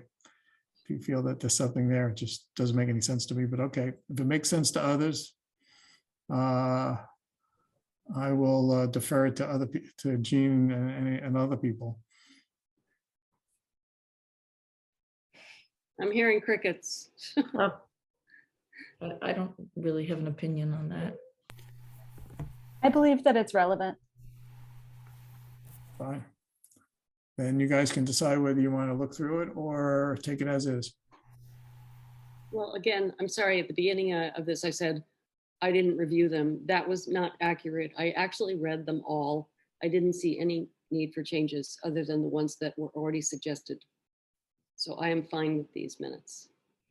I'm noticing an edit that needs to happen under budget discussion.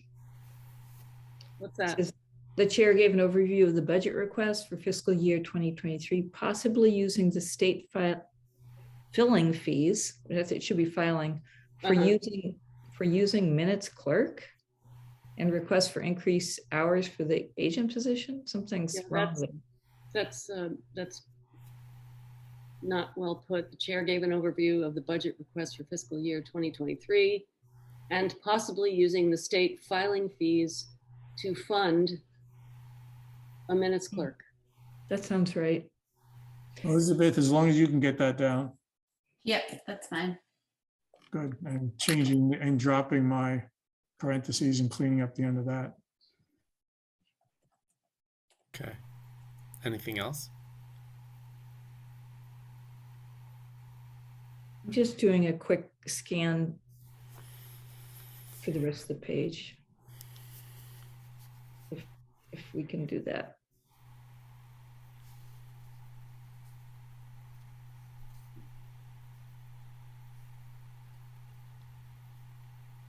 Oh, here's something from Cindy that I didn't see here. Yeah, under 211 Farm Road, there's a big comment there. What's Is that what you're thinking of, Michael?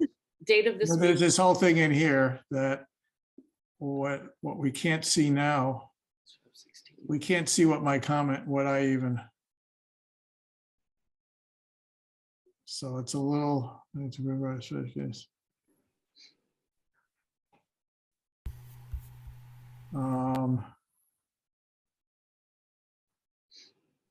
Was something eliminated there? There might have been an edit that I was dropping something and she's asking why not, but I guess when the edits got accepted, when it got converted to this document, you can't see my track edits. Does Elizabeth maybe still have the earlier version? I think I edited it. Probably doesn't, right.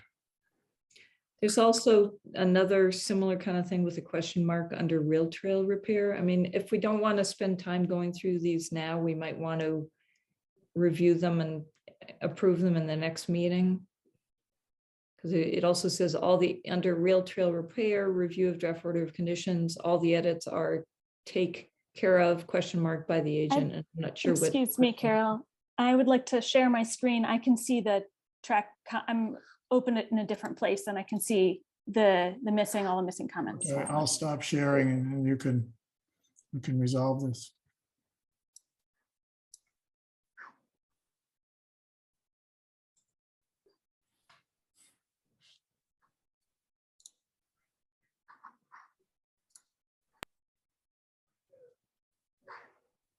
Can people see that? Yep. All right, so where were we?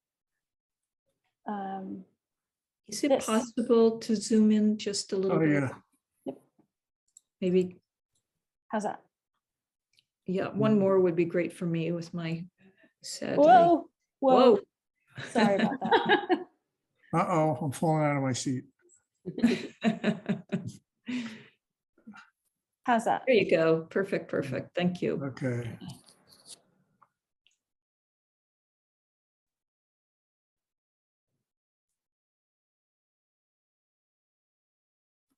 I guess I crossed out some stuff that she's curious, but I thought I just reworded it in a better way. I don't think we needed to know who is going to be doing this and that.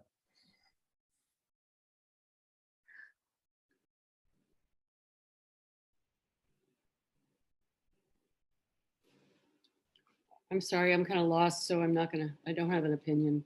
It's just. Michael, the part that you crossed out, the part that you crossed out makes it seem like it's going to be finalized, but not like it'll just be finalized separately. It's not going to be brought back in front of the commission, the whole commission. Is that maybe why she objected? No, because, right, we weren't gonna, it didn't go back. We were just finalizing it the way we used to do. I mean, the words I wrote, specialized conditions to be finalized based on commission, that the conditions are gonna be finalized based on the commission, I guess should be changed to, based on our discussion. I Period. think the original wording was clearer. I can understand why Cindy flagged that. Finishing pieces put in place.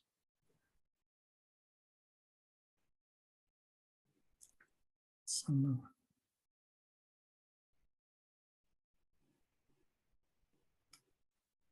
guess I disagree, obviously. People could decide if if they want to pick one or the other or come up with another one. Yeah, I don't like the other wording, but I think it's just a little bit more clear about the decision process, I guess, but I maybe. don't think it's clearer to me. Finishing pieces to people. Finishing pieces is like, doesn't make any sense to me. Put in place with some members and the age, I don't know, I find the whole wording awkward and not kind of relevant, not the way you talk about. Well, maybe it should say to be finalized by some members of the commission and the agent, or, something like that. Special conditions to be final. I guess, so you could just add that in there, sure. And then you could put based on. No, just add in what she's adding in there. I assume that's what she's saying. Yeah, Fine. yeah, I agree that there I mean, was. that's what normally would often happen anyway, so, but that's okay, fine. Yeah. Done, move down. You can get rid of. You gotta get rid of her stat and everything else. But it's taken care of. There's where it under rail trail repair, Anna, can you see that there's like a question mark that's, yeah.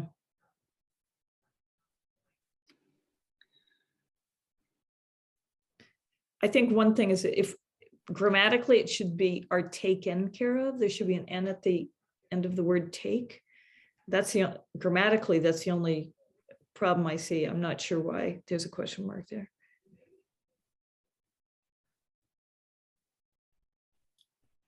Well, I guess the question is taken care of. It's like, what kind of, I don't know, that's again, I don't like that verbiage.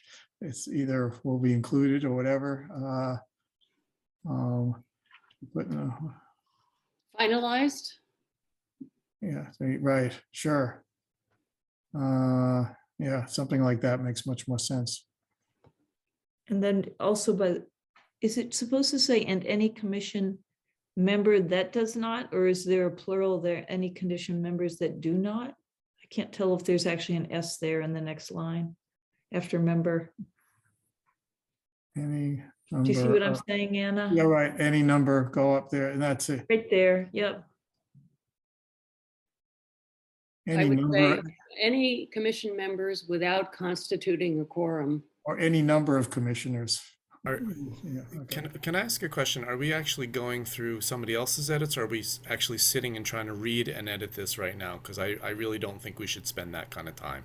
If we haven't read it, then we should read it offline, come back, collate our changes, and approve them. Well, we have read it, and we're just about through. I think going forward, that's a good recommendation, but yeah, we are almost finished with this. Okay. I'm just, my thing there was just that if commission members is plural, then the verb has to agree with it, right?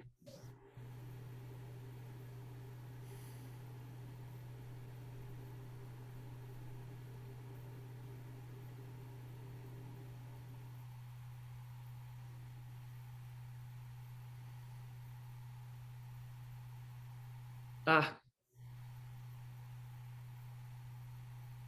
You could add the S in there, all right.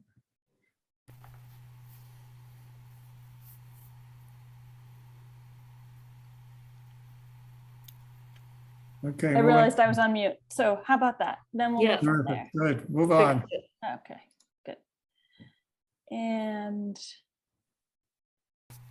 There's another question. Oh, no, okay. And what type of tree? There's a question mark just before motion. Go back up just to get rid of a question mark maybe. At that fourth line down. Type of Commission trees. asked how many trees and what type of trees, period. I don't think it's a question mark. And then in the second line there, all the trees pose a danger to the house. Add the word the.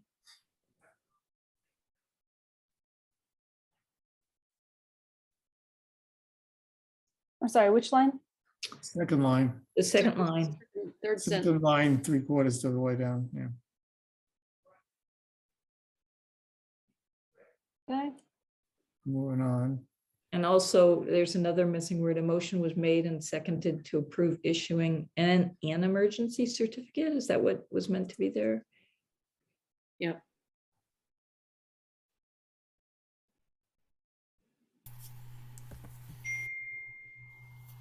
So these are Again, the with- 12/16 minutes. And then on 15 Apple Street, the agent has spoken with the property owner. Mm, Second line under 15 Apple Street. Be interesting to see if some of these things would be captured by doing a spell check. I mean, A grammar check. grammar check again, For so that sure, we, yeah. so that we need to get that done before, a few times before we. Yeah, and then in the second to last line, it says the markers are installed. Yeah, I mean, most of these should be caught. There you go. Should be caught by combination of a grammar checker and a spell checker. In fact, I'm not sure why it's not showing up. If this is a Word document, it should be showing up the grammar problems. You can untick that box if you don't want it to check grammar. Oh, we should retick.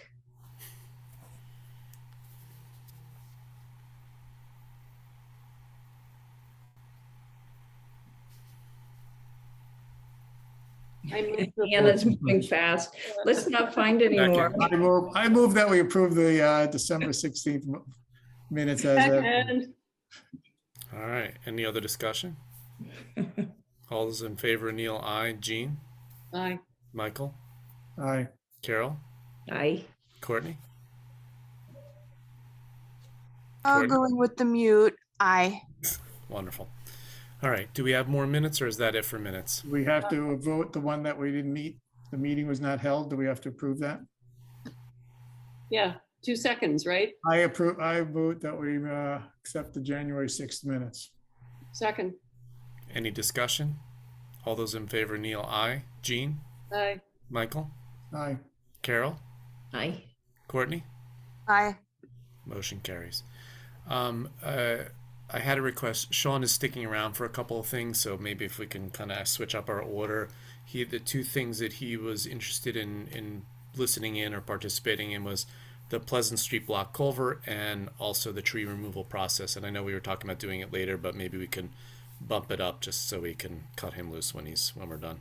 Yes, I can speak very quickly to the Pleasant Street culvert, and that is that I'm actually still working on collecting information for that, and we will put that on a future agenda. I guess that'll come up again on the 3rd, and I'll have all the information I need to be able to share that on the 3rd. Okay. Is there any reason to talk to Sean about it now?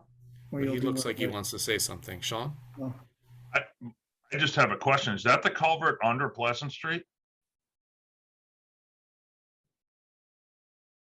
I believe so, yes. Yeah, so when I saw this on the agenda, I took a ride down there. There's a massive rock in front of one of the pipes.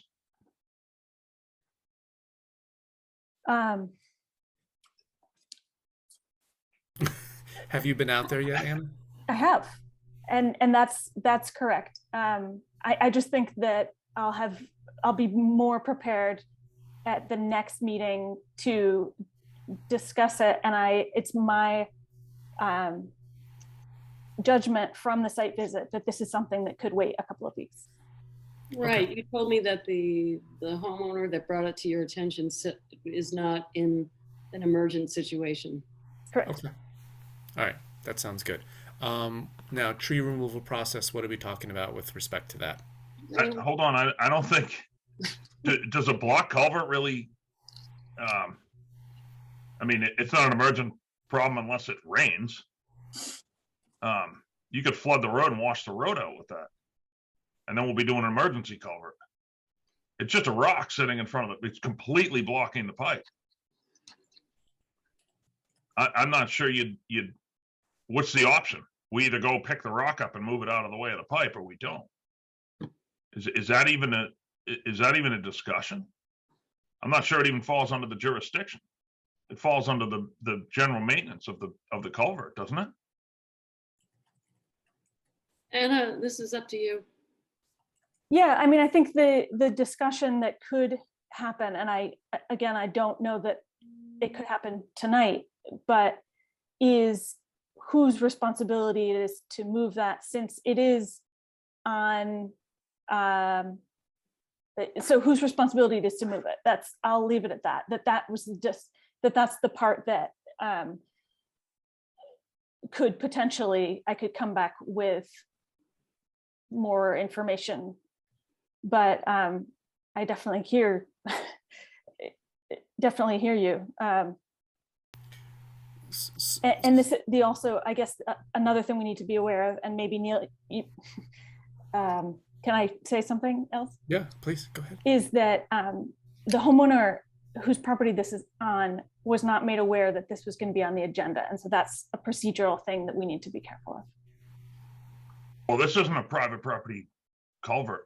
If it's the one I saw, it's not on private property.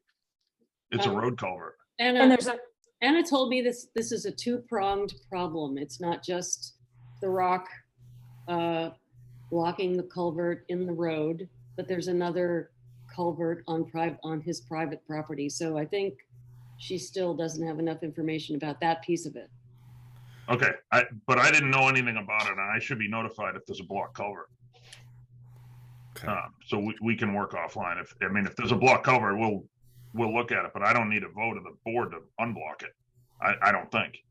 So is there a right of way right at the edge of the road and the prop? Like if it's the rock that fell from I'm not clear exactly where the property line is in terms of the edge of the road and this person's property. Yeah, that's definitely the road edge. That's only about 2 feet off the asphalt, and that's the end of the barrel of the culvert. Well, I'm appreciating that this learning of communication that needs to happen is going both ways, that the commission is learning what we need to be notifying you of. Yeah, and so let's follow up tomorrow or Monday or so, because it's not backing up right now, as you said, it's flowing, but if it were to see significant more flow, then yeah, I think it probably would back up. Oh. Michael, did you have a comment? Yeah, it was only that last one of as long as you guys look at it quickly, right, if it's possibly, right, if I understood it right, yes, that it's the right of way by the side of the road, and DPW's ability to maintain that stuff. But right, as long as you guys are looking at it quickly, I was just concerned that if there could be a blockage that could block up if there's a big rainstorm as we get them between now and then, that at least you guys and then Sean just deal with it. Right. Yeah, well, I think that's what they're going to do. So that sounds good. That's all. All right. And let's, Anna, do you want to sort of dive us into tree removal process, what you wanted to talk about? Oh, that's my baby. Oh, okay. Jean, take your baby. This was a last minute decision on my part when I noticed that the agenda was fairly light. I'm just dredging up something we talked about in May of 2020 that did not go very far. And I have no predilections that we're going to be resolving this tonight. I just wanted to throw this out in front of people that we are having multiple requests from residents for permission to remove trees in the jurisdictional area, trees that they feel, trees that are dead or dying, that are probably in our jurisdiction. And because it's such a compounded problem and it's happening a lot, I feel like the mechanism we have right now of what we've been doing is issuing emergency certifications for people to remove trees It doesn't work very well because an EC, an emergency certification, is only good for 30 days. And most people cannot get a tree crew out there that fast. So the EC is worthless to them after 30 days. So I brought this up, as I said, in 2020. We need a different process. Other towns have developed another process, and I cobbled together this policy. Anna, can you please pull this up on the screen? So, at best tonight, I just wanted to address maybe one question.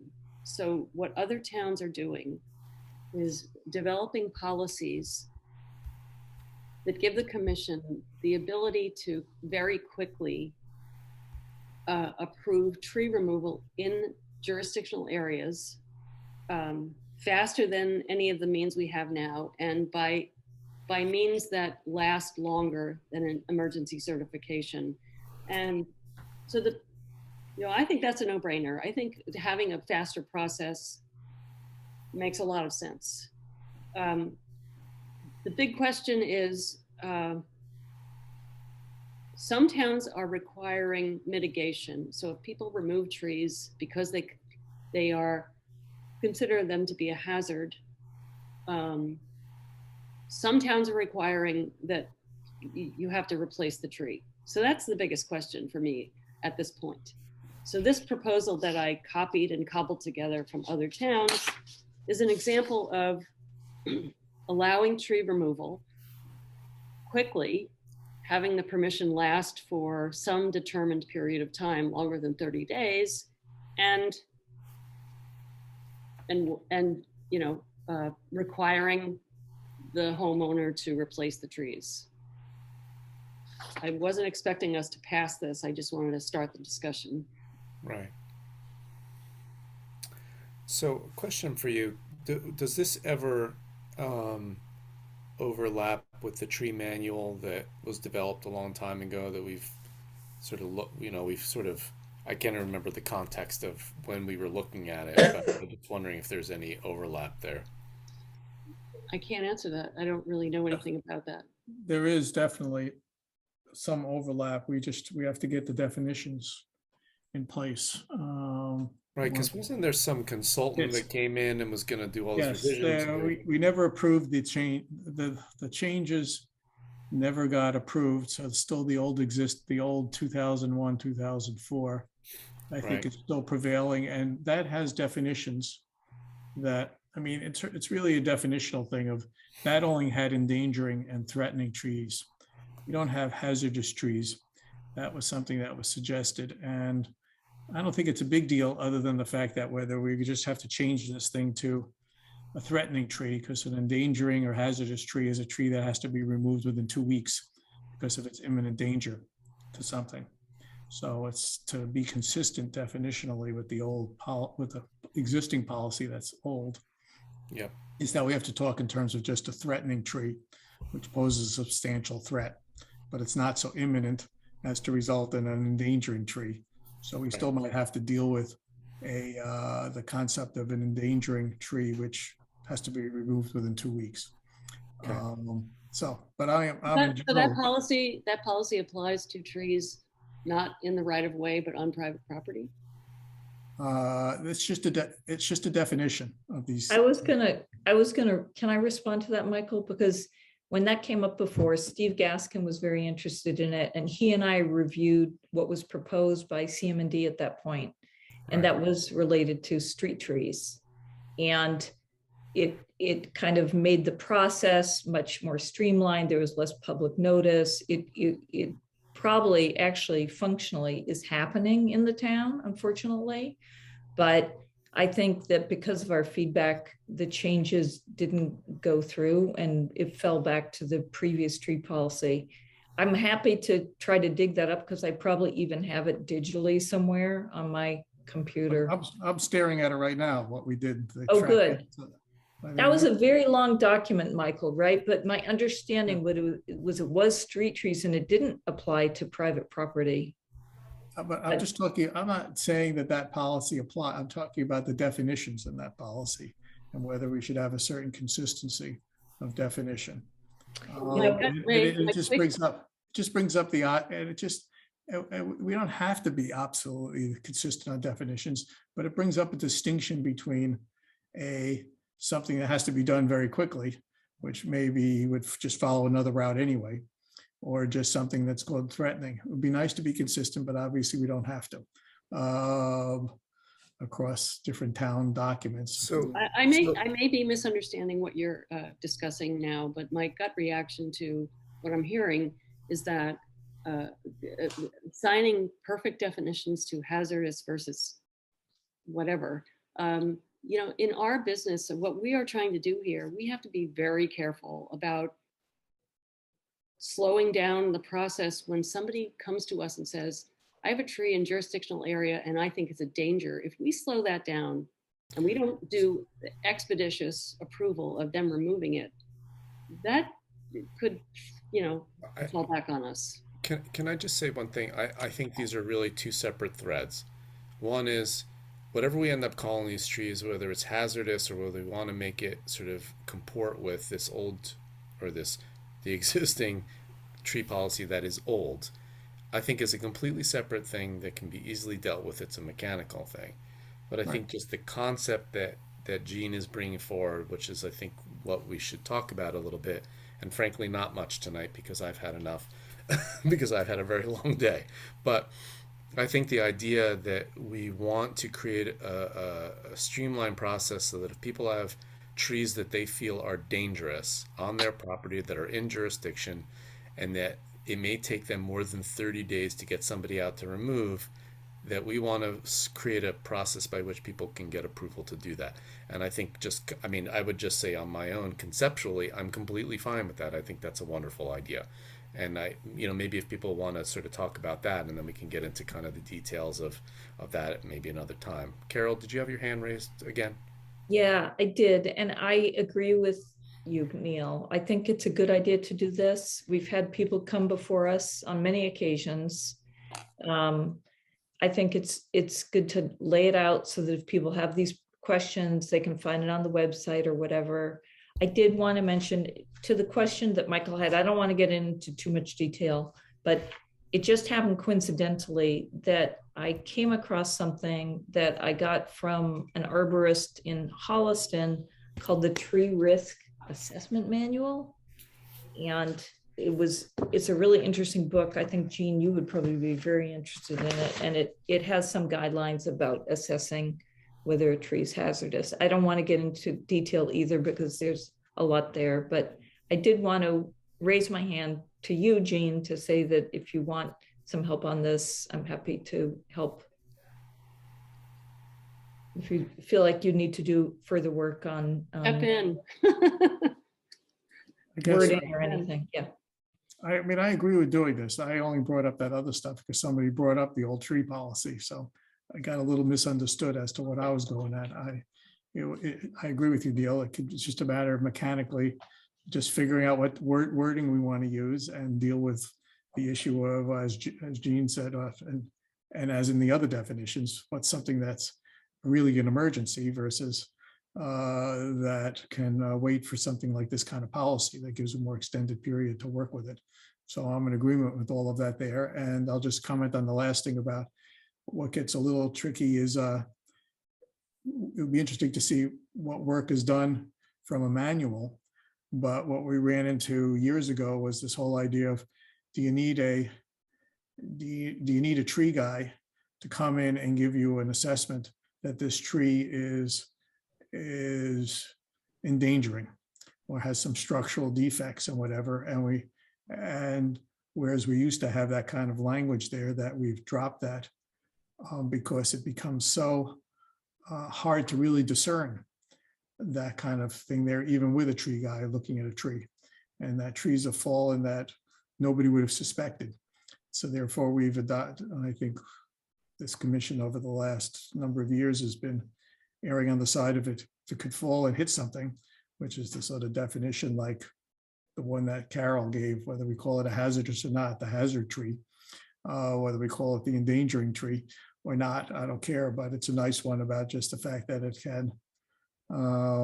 Question is things like likely to cause failure whether it has structural defects.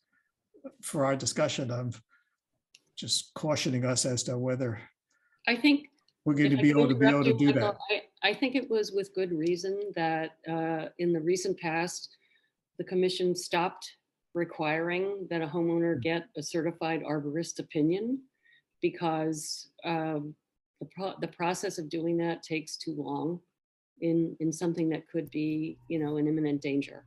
And so I thought that that was a good decision.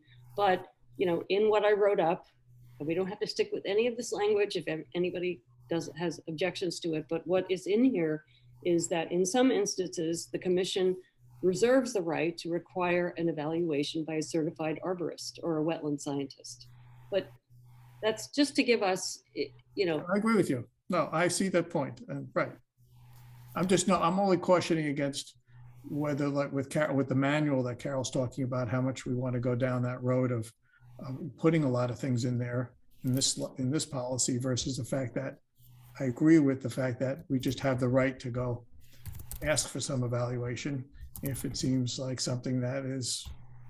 Well, the whole point of this is, this is what's happening right now with Anna. She's getting requests at least once a week from people who feel that they have a danger tree. And she is not an arborist, but she has, begun to learn how to recognize a dead tree. So we're trying to streamline the process.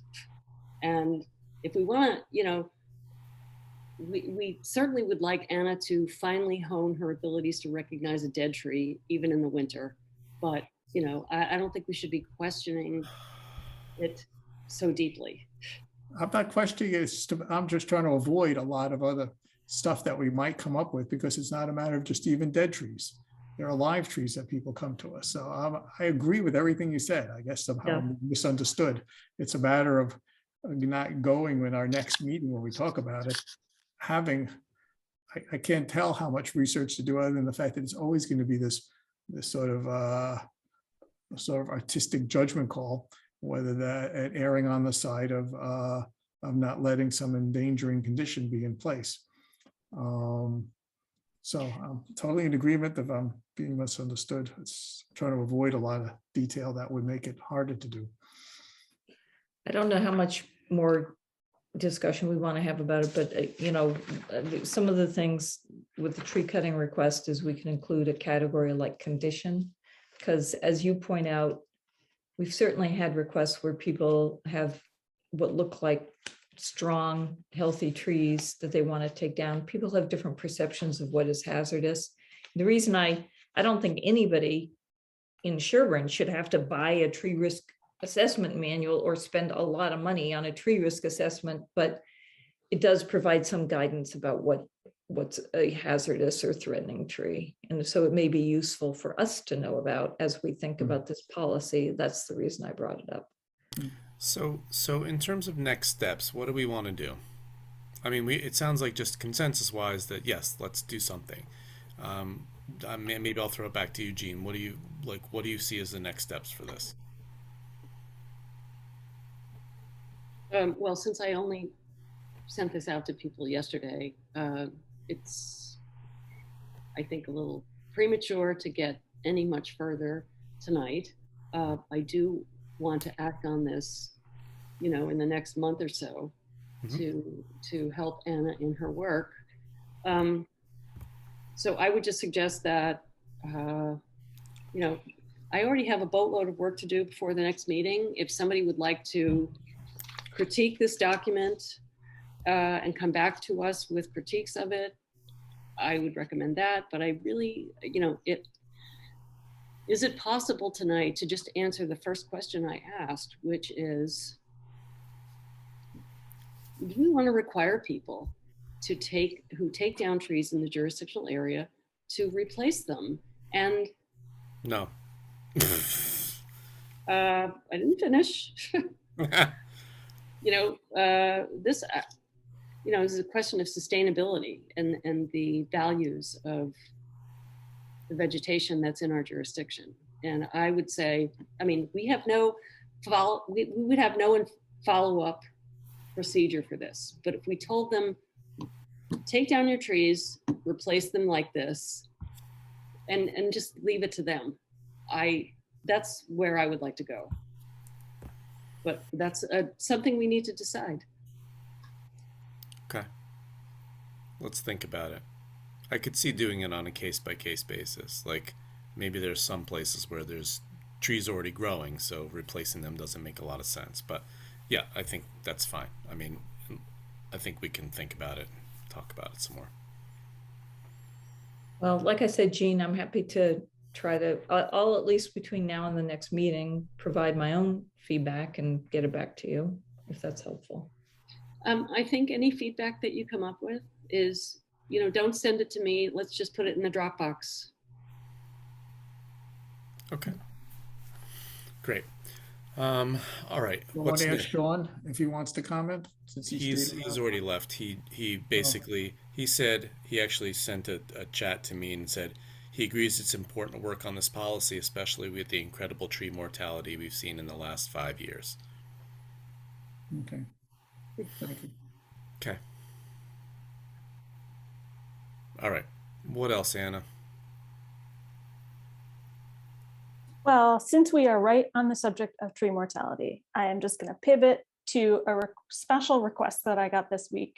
There was a tree that we approved through an emergency certificate, which, just to add on, every time I do one of those, we also need to put the signature page, we put the signature page in the blue box, and it needs to be signed by all of you because it doesn't actually have any value unless you all sign it.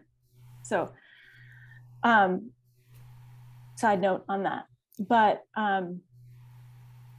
so one of these that we did recently that was a dangerous tree, so they took down the whole thing. Usually it's our policy, it's the Conservation Commission's policy to say you must leave the stump because it has stabilization property. The roots have stabilization properties.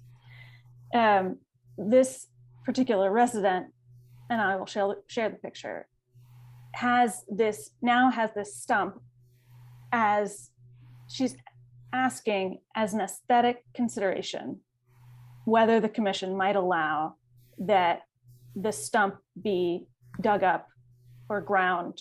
And not being an arborist, I am not very clear on the differences of things that you can do with stumps. And so if the commission also has opinions on whether it's dug up or has a stump grinding machine, fine. And then she also asked about another tree that I'll also show a picture of that I had asked in this emergency certification that she leave 3 to 4 feet of height on as a snag. And she's also asking if that may be removed down to a stump, but not the stump removed. So sharing screen quickly.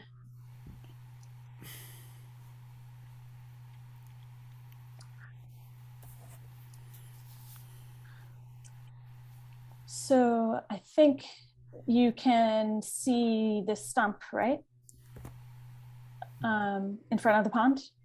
So this is the stump, it's a pine that she's asking be completely removed. And that's the question, that's the first question before the commission as to whether this can be dug up and removed.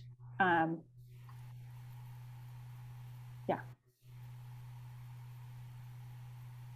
I don't see the necessity for removing it. It's not blocking her view. She can plant shrubs in front of it so she doesn't have to look at it. She's asking us to help her with her aesthetics, and we're trying to stabilize the soil in the jurisdictional area. It looks like it's at the top of a slope also. So is that true, Anna? It looks like it's at the top of a bank going down toward the lake, maybe. Yeah. I think that's another argument for not attempting to destabilize. Well, my question is, can you grind it down to the level around it, which doesn't remove the roots? It just takes the top piece of it off. I think it's a slippery slope item. No, I don't think so. I mean, I know what you're saying. But I mean, that's an ugly ass stump there. And it's right. I mean, you know, if there's no difference from our perspective between grinding it down to level with the dirt versus, I mean, I think digging it out, I agree. I don't want to do that. I think that's what we don't want, because then you have to, you know, erosion controls and this and that, and then it's like you're destabilizing the slope and everything else. But I don't see really any difference other than you're prolonging perhaps how long it takes for the root structure to rot out. But that's going to happen over a long period of time either way. To me personally, I don't have any issue with them grinding it down to dirt level. I agree with Neil. I don't know enough about that process because I've never had it done to know what that entails and what. They go below the level of the soil. They grind down below the soil. Well, but we can be specific about it too. So just, Carol, for just so you know, basically there's a big machine that runs a toothed belt, and you start at one end and it basically just grinds off the top of it, and you can go down in, and some people want to do that because they want to just have dirt and to plant the grass on and everything else. But if you know, you can control the depth of it, so we could certainly do that where they're not going in too deep, where you do, because again, I agree with you, you don't want to lose the stability that the root structure provides, but at the same time this thing is up out of the ground, and it's just, you know, I'm sorry, this is just like being inconsistent. In some cases, we're asking people to leave snags that are 10 or 12 feet tall, which, you know, people are amenable to it. They're not very pretty to look at. And now this person wants aesthetic perfection. And I just getting too confusing.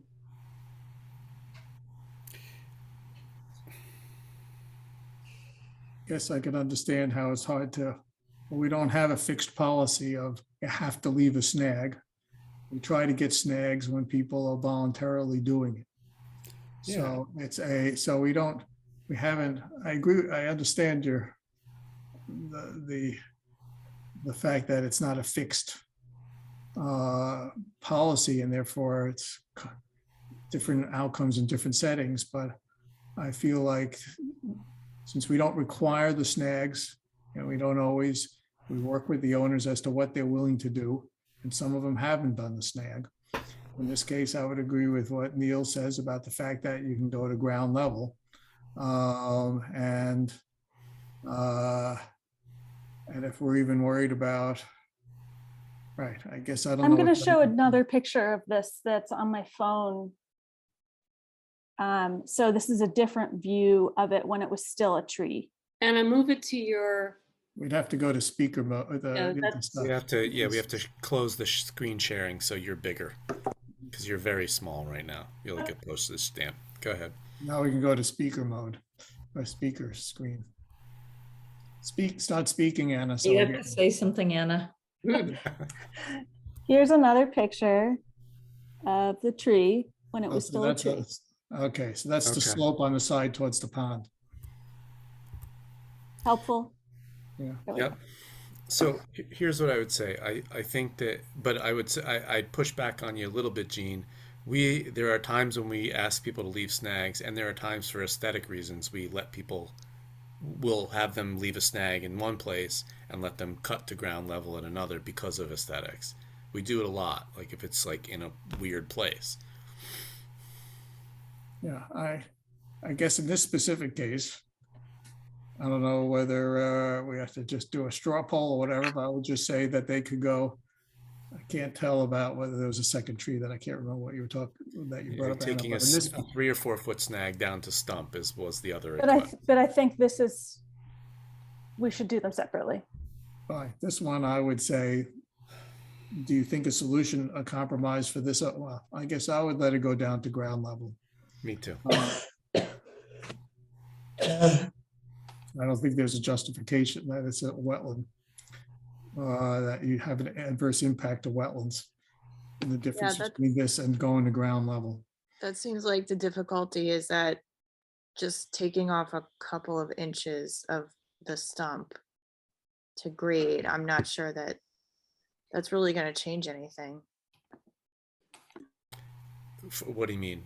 You mean in terms of jeopardizing the root structure, Yeah. or change anything aesthetically? It's not going to change anything in terms of our interests, you know. Right. That's my feeling. If you control it, you don't want them to completely dig it out. That I don't think is a good idea. I mean, what you're doing here, I understand what you're doing, but you're complicating Anna's job, and that's, you know, at the heart of a lot of what I care about is how hard are we making this for the agent? And if every stump and every snag has to be evaluated, and you know, is Anna going to go back and look at what they did, and what is, you know, does she have enforcement authority if they didn't do it the way we asked her to? I mean, that's just getting crazy. Yeah, but we don't have a policy to be rigid anyway. And it's not like people are coming to us every week saying, I want to get rid of this stump. Or that we have a rigid, fixed policy about it. I thought we did. It was I never do in writing. have actually, you know, it was never in writing, but I always assumed we would not be allowing people to remove stumps. We're not allowing them to remove a stump. That's not what we're talking about. But Anna, you were going to say something. Go ahead. Oh, well, you just said it's not like we have something every week. Like one of my more recent site visits to see dangerous trees, the person said, well, it would be really aesthetically, you know, this leaving 10 to 12 feet, even 10 to 12 or 3 to 4 feet is going to be, even though it has wildlife value, it's going to look bad. And I just asserted, well, please consider it because it has wildlife value. That because that's my feeling that that's the commission's position. Right, but I don't think we have it. I mean, unless we want to turn it into a fixed policy, we don't have that in place yet. And therefore it does, right, Gene, I acknowledge the fact that it makes your life and you, Anna, life more complicated, but I don't think we've ever voted to make it something that can be that simplified yet. If you want to pursue that, that's a different matter. But for the tonight's discussion, that's not in place. And therefore, I would just say that whether there's, I don't know what Carol would say, but there's 3 commissioners who would let them go down to the stump. And how do we, and whether that's a way to end this conversation for this particular one. And at this point, we are left with doing it case by case until we figure out. You mean down to the grade? Down to grade. And whether that's a way to end this discussion, because we're not in a position to formulate a policy, and she needs guidance right now for that one thing. Anna, would it be helpful? One thing I wonder, I think probably one of the things Gene is bringing up is kind of this question of whether a resident who's told to do something will comply or misunderstand.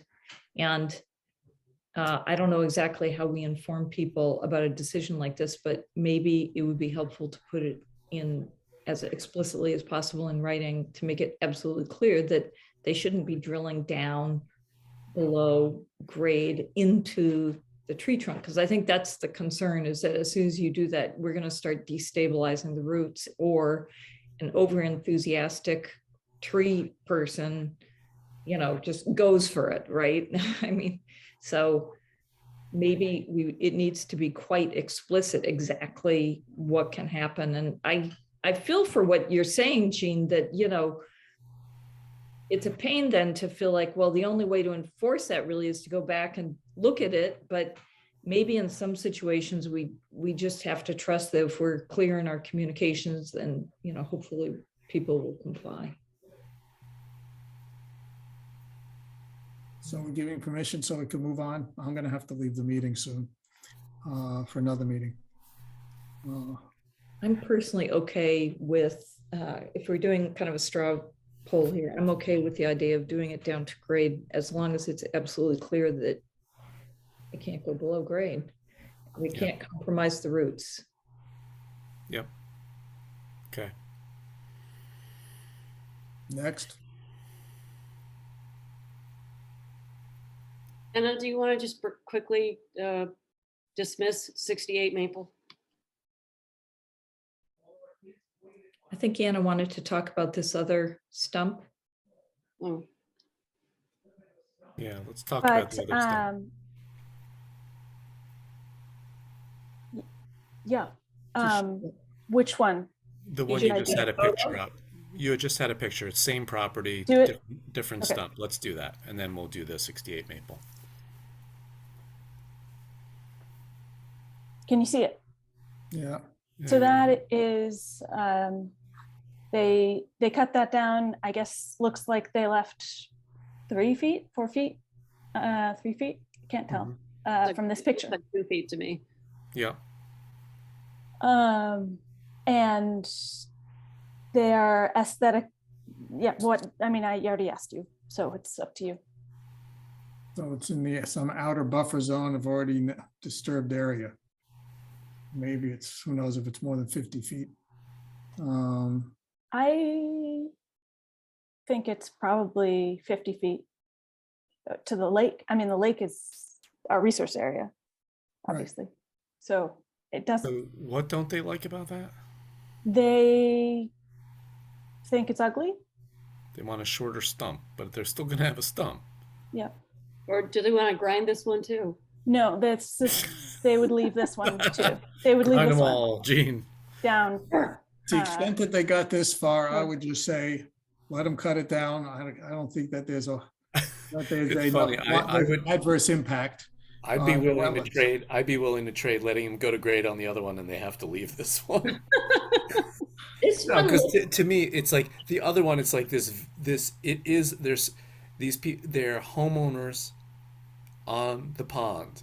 There is an aesthetic element that if it's not a sacrifice to what we have to protect, I don't think it matters that much. This actually has some value as not as a stabilization, which is what the other one was. This is, we're talking about as a stump for some wildlife. So if you cut it down, then it loses that, which is what we had stipulated it be there, left there for in the first place. So this I think is a different situation. What was the original? Did we have an original decision on this? Was this part of some RDA? What was this all part of? I asked her in the emergency certification, one of the conditions was, if at all possible, to leave this at 3 to 4 feet for wildlife value. Can I just ask for the emergency? Was this because it was dead? Did they say it was dead? Why was it being taken down to begin with? It was dead, and it had already lost a limb. I see. I think I kind of favor what you're saying, Neil, because, well, first of all, it's too bad that it isn't a bigger snag, but it also to me seems to be in a more naturalistic setting. I'm sympathetic to the desire of this homeowner along that wall. It looked like a more manicured, possibly closer to the house setting. This looks like a more naturalistic setting where this is not that disruptive. I agree with you. If we left it for wildlife value, cutting it down lower, we lose that. I guess I don't think it has enough value or enough passable impact benefit one way or another that I would let them cut it down. Straw poll. What do people think? Leave it or cut it? I'm going leave it. Cut it. Cut it. I feel leave it. I abstain. And I do want to make a comment about Carol's for leave it. All right, Anna. I think the other stump should be. What about Courtney? Turned into a place to sit. That would be nice. I mean, I'd like what wildlife is going to use that? Woodpecker. Like you need like a real snag for a woodpecker, like a, like no, they can find food in a 3-foot stump. Believe me. My feeling. Well, there's a lot of insects actually, like carpenter ants, fungi, the tree fungi. I mean. So is it 3 to 2 so that you can decide? Yes, we're done. Courtney, I'd say there, Gene's with you guys, so that leave it. It's fine. What's that? All right. Leave it. Okay, 4 to 1. Leave it. Wait. So the big one, they cannot go below grade, but they can grind it to grade. And this one they have to leave. They can't cut it further because we left it there for wildlife value and we think it has some. Okay. Great. Straw poll is 4-1. Okay. Well, Unless there's something critical, I'm late for another meeting. Is there anything? Look at that- you. Bye. So busy. Yeah, right, I know. I can't. Another meeting I- at 10 at night almost? My goodness. Yes, I have to finish. think it involves I have to drugs. finish work so that it gets to I open a business in India. All right. I have to So get to look, that studio guy. folks, I would love to wrap this meeting up. I have had the day of all days, and I would love to be done. So let's. What else do we have? And let's jam through it. I'm pulling up the agenda right now. Got it. Looks like we have, 68 is the only, 68 Maple is the only item left. well, and the Well, warrant. no, the warrant, right? And administrative approvals, but 68, yes, this is an issue that Anna, be will, careful that we're not talking about it. yes, Yeah. that will be discussed at the February 3rd meeting instead of tonight. The time TBD by Elizabeth next week. Wonderful. All right. And the warrant. Oh, I think there's definitely one for BSC work that Jean signed that's in the Dropbox. And then I think there were some postage and a guide reimbursement to,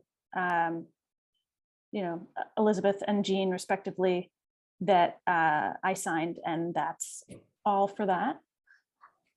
And administrative approvals, there were 4 that I visited since the last time we had a meeting that were all outside of our jurisdiction. They were 183 South Main Street for soil testing, 25 Farm Road for soil testing, 100 Maple Street for a new septic system, and 31 South Main Street for tank and distribution box replacement. Wonderful.